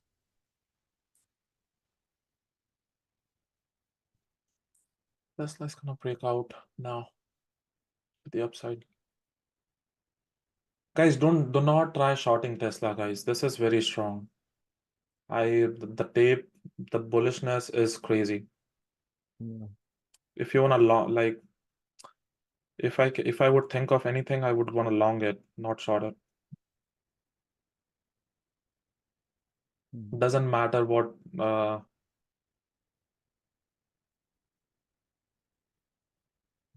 thesis you have. The price action looks very bullish. Plus the tape. So You can see the buyers there at 230. Huh? They've been holding for about 5 minutes already. yeah, they're holding it, but there is definitely some kind of sellers trying to stop it. And yeah, there they are. and that's why I did not have that conviction of longing it again. But the price action overall, like every single time, like even this selling, eventually you'll see it buyers stepping up and they'll buy it. Even this, like the sellers came in, now you'll see like the buyers will start stepping up and they'll start coming back to the same price. And that's bullishness. That's Yeah, there's a lot there. You can see that again right now. It just got pushed up again. yeah. Right there. Right there. Brilliant. What's in the chat? Yeah, thanks, Kuldeep. There you go. Kuldeep's one of my mentees, guys. Got some feedback for you here. There you go. Where are you seeing these comments? Why don't I see them? The YouTube chat. People are Yeah. typing stuff in. I'm trying to respond to them. You see it? Just scroll to the bottom of it, or refresh your YouTube feed, or what do you call it? Reload your browser. Yeah, maybe. Let's do that. Yeah. Roy, Apple short. I don't know. I haven't looked at Apple in a while. Let's have a look together. Oh yeah, look at that. Apple's a weak one. So today we got levels here. Let's get more levels on it. We need levels further down where it is. All right. So from where it is right now, the next level I've got is 220, and below that, about 218. So the low of day, basically the 220 zone. Let's see what it looks like. It's interesting. I wouldn't short it now, but if it sets up for a breakdown through the low of day, through 220, that's where you have an opportunity for another move for another $2. You can see the levels are basically every $2. So 218 is the next level down. But for now, it's an area where the buyers are there or were there. They could well still be there. So wait for it. Wait for it. Give it an opportunity. It is weak, generally speaking, of course. So there you go.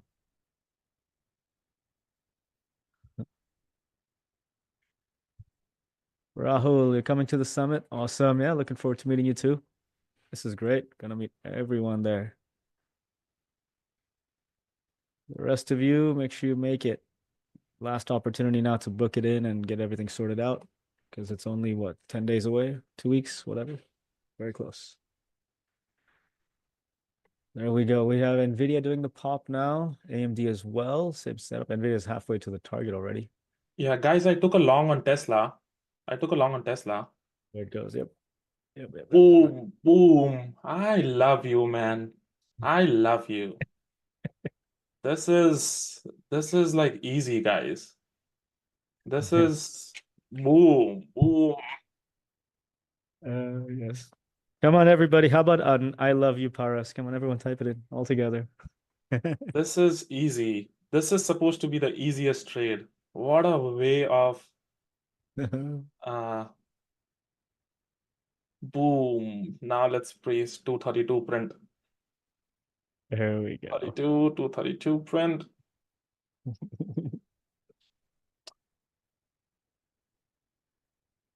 Nice.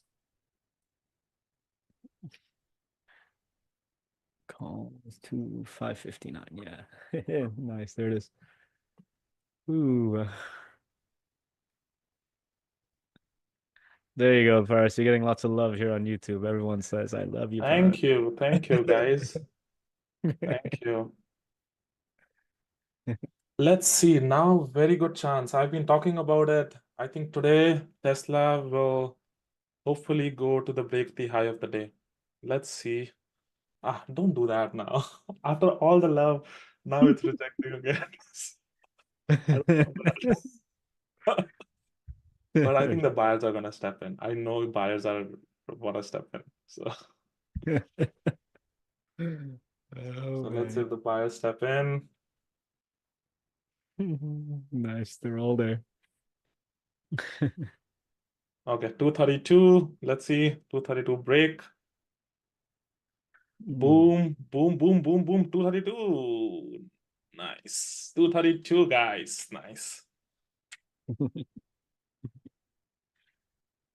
Brilliant. Why is it so laggy? My system is really laggy. Yeah, sucks when that happens.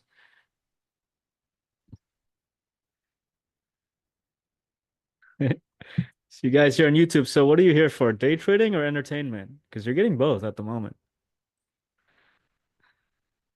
It's really cool. Nvidia to the highs as well. If Nvidia can go to the highs, Tesla can too. Come on, Tesla. Yep, Tesla's doing it. Nvidia already did it. Anyone catch that?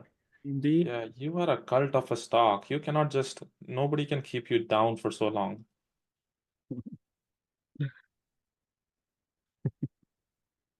You gotta show what you are. That is like people who are not in the chat room, Tesla is my girlfriend, the loyal one. The loyal one. Oh shit. Yep. Nice.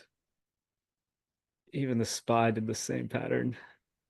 Already hit the target 560. Okay, Tesla breaking out. Boom. Let's see, 233. My system is so laggy. I can't believe that.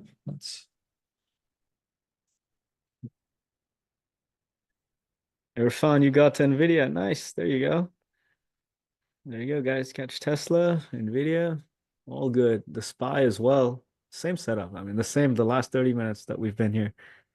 It's amazing. It's just the same setup all around. Continuation of a reversal with plenty of bullish activity. So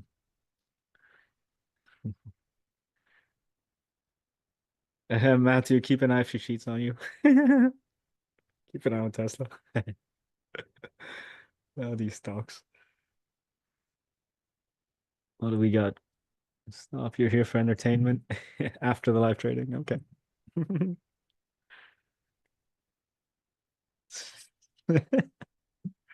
Getting some funny comments here, guys. Sid says, stop watching naked charts after hours. It will not be so laggy. Yes, that is a problem here late at night in Dubai. It's about midnight when the market closed. I'm still watching naked charts. Yeah, now sellers are taking over. Stop loss at break even now, so I'm not gonna let it go against me. But the thing is,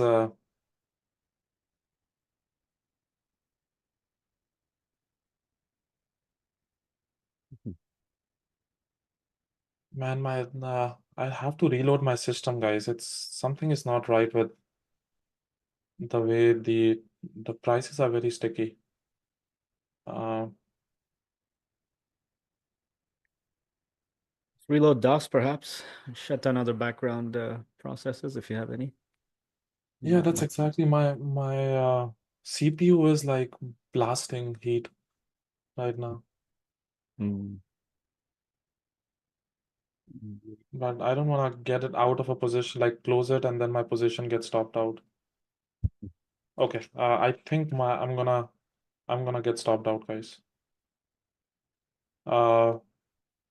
Stop loss at break even. All right, there you go. Haven't gotten stopped out yet, but I still think it's bullish. It just seems to be moving in waves, really. yeah, it is. I absolutely think it can go high, but when like I'm trying to place a continuation trade, right? I don't like it going against me because a pullback can be much deeper than you think. If it was add to my position, I would have held it. But if it's not add to my position, I don't like holding it beyond my break-even point. That makes sense. Yeah, you gotta manage that break even, man. That's the trickiest thing about adding. You really gotta manage the break even. You add in the wrong place, Yeah. mess it all up.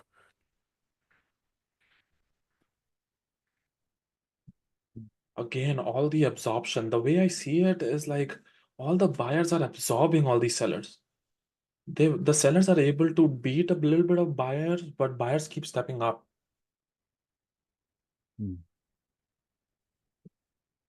The buyers are there. Still there. The buyers are not willing to give up. They are saying, I want to break the high of the day. Let's see if it's going to break the high of the day together or it's going to break the high of the day without me. You got this. No, Steve, I think Fidelity is not compatible with DAS. I think only two brokers that are compatible is IBKR and Schwab.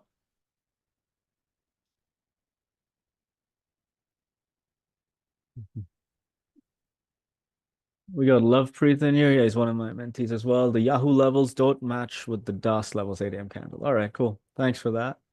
So there you go. DOS is the place to get the 8 a.m. candle. We haven't found another reliable source yet. Okay, so Tesla popping up, guys. So remove the stop loss, break even. Now get ready to cover some.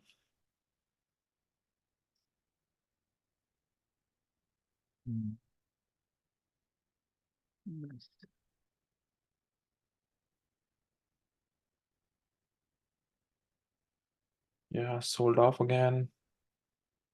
Let's see if it holds and breaks the 232.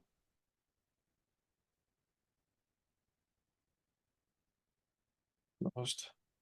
Here, from here, it should pop up to 233.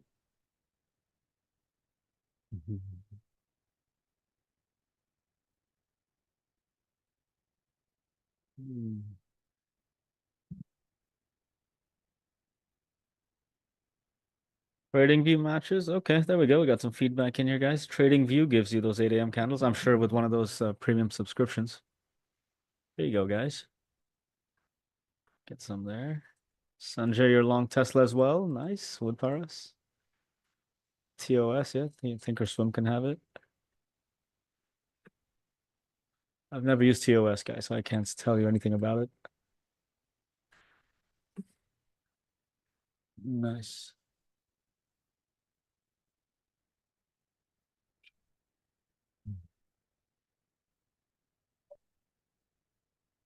You know, I'm watching the SPY here, and it did a fantastic reversal and then a continuation of it. I mean, this is where the big trading is. I mean, it's huge, especially on the derivative side. So you can see there's trillions of dollars back and forth over here. It's kind of scary to watch. You know, you think you have one trade, make $1,000 or something. It's a big deal, but it's hardly anything compared to the context of what we're dealing with here. It's really good perspective.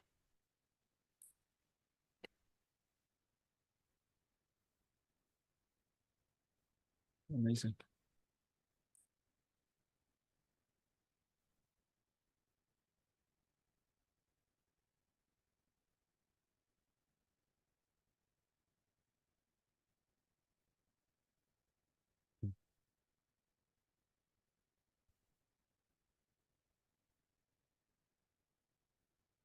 Sarmad, yes, I do have the levels on the SPY. We'll get my screen up here in a minute. We're watching Pars's screen for now. Is No, you can switch, yeah, to your screen. Yeah. All right, I'll switch over here, guys. Yeah, the levels are on the chart.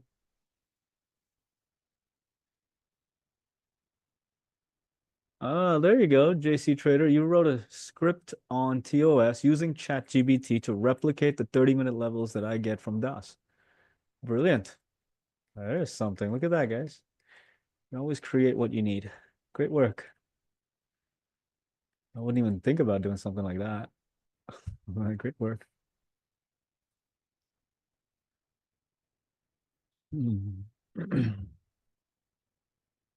Yeah, do share it with in the YouTube if you have a link to it or something, or send an email for Avi to share it with all the other people. I think it's very helpful for people who are following on how to trade the Avinachi levels. Yeah, that'd be great, JC. Thanks if you can do that. Yep, you can send me an email. Sure. That email I will check. All right.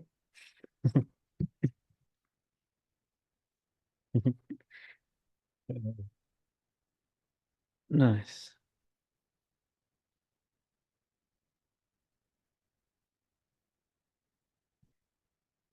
The email is avi@bearbulletraders.com. JC.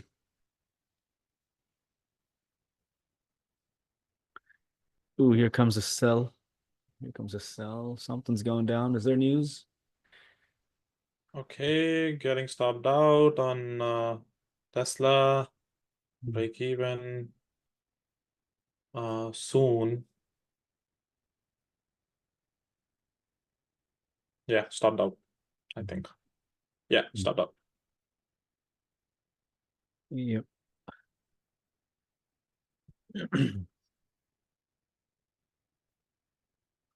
Nice.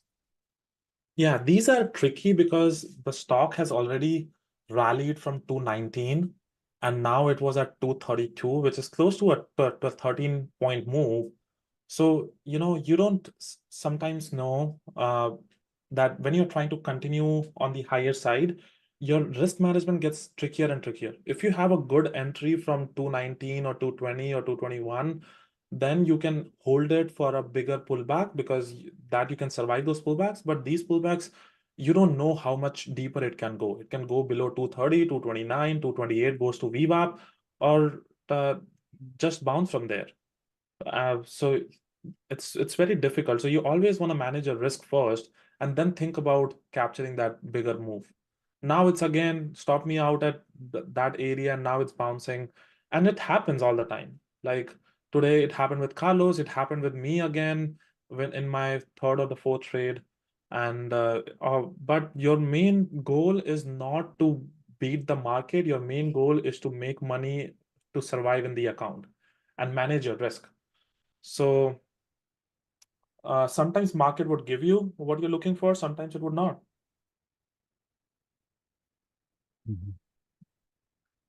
Yeah, always survive to trade another day. That's the first order of business. And beyond that, you capture some good moves, you're in. Kind of how that works. Take what the market gives you. There you go. That's pretty quick. Again, I was watching the SPY here dump down really quick, but then again back up. So that's interesting. It was faster than most.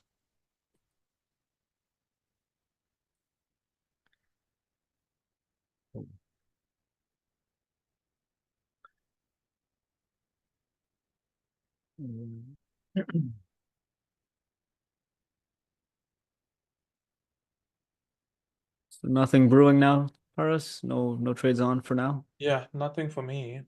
Only just the the options puts that I've sold for 200 on Tesla. That's the only thing that I have. They're up like 70 cents right now. Nice. You sold those today, is it? No, I sold them yesterday Nice. at a bad price. I was down like $1 on those things, but I want them to be assigned, to be honest. So in case it gets assigned, it's fine. Well, that's a good backup plan. Yeah. Good to have a safety mechanism. Yeah, and I think there's a theory behind that, and I think Warren Buffett was a very great example of doing that. There was one, I don't remember the oil company that he wanted to uh, get into, and he kept selling puts at that price, like millions of contracts that he kept selling on those puts because he was very interested in that price, and he kept selling those puts. So he made a good shitload of premium out of it. Like for example, I sold my puts for $3. And so my average price would become, even though it gets assigned to me, my average price becomes 197 because I made $3 on the contracts. If it doesn't, it doesn't. If it doesn't get assigned, I'll still make the premium of $3 onto it. But if it does, my average comes instead of 200, my average is at 197. And which is I think it's win-win for both sides. You will lose money only if you are like the stock sells off below 197. And yeah, it can happen in the worst case scenario, but considering the fact that my options are gonna expire this week, I would think if it does that, I would still expect, even though it does like 30-point drop from here, from 230 to 200 in the next 3 or 4 days, I would still expect a bounce from there. Like 30-point down, it is already down like, I don't know how many, 50, 60 points in a matter of very short period of time, which is, the risk reward is still going to be very much in my favor.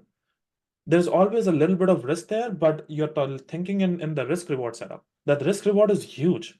Like if I want to add more at 230 at this point, I would still want to, add more to it because I think the risk reward is very, very much in the favor. Yeah, awesome, man. Got to calculate that always. Risk and reward, everything you do, all the time. I do the same with long-term investments. I'm always targeting asymmetry as well. Oh, look at that. Big dump right now. Yeah, and I'm gonna keep selling the puts every week, just to make premium out of it.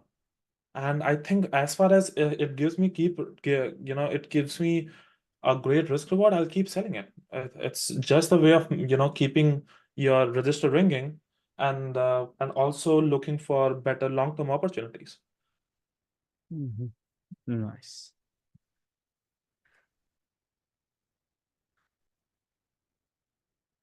We're seeing a pretty solid sell-off for now. Yeah, see that? Like this is what I was talking about. When this move happens,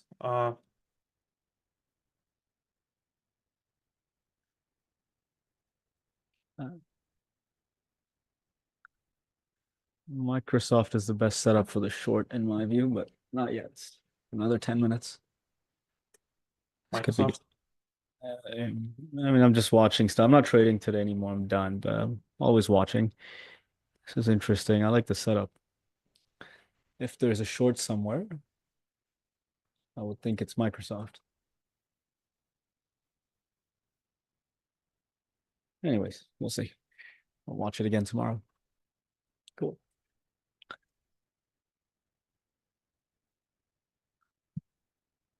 Okay, I think it's top of the hour. Avi, have a great rest of the day, guys, on YouTube. Have a great rest of the day, or good night, Avi. I think it's late for you. So I'll see you tomorrow, and take care. All right, great trading, Paris. Good stuff. Thanks everyone on YouTube. Take it easy. We'll talk to you tomorrow. Yeah.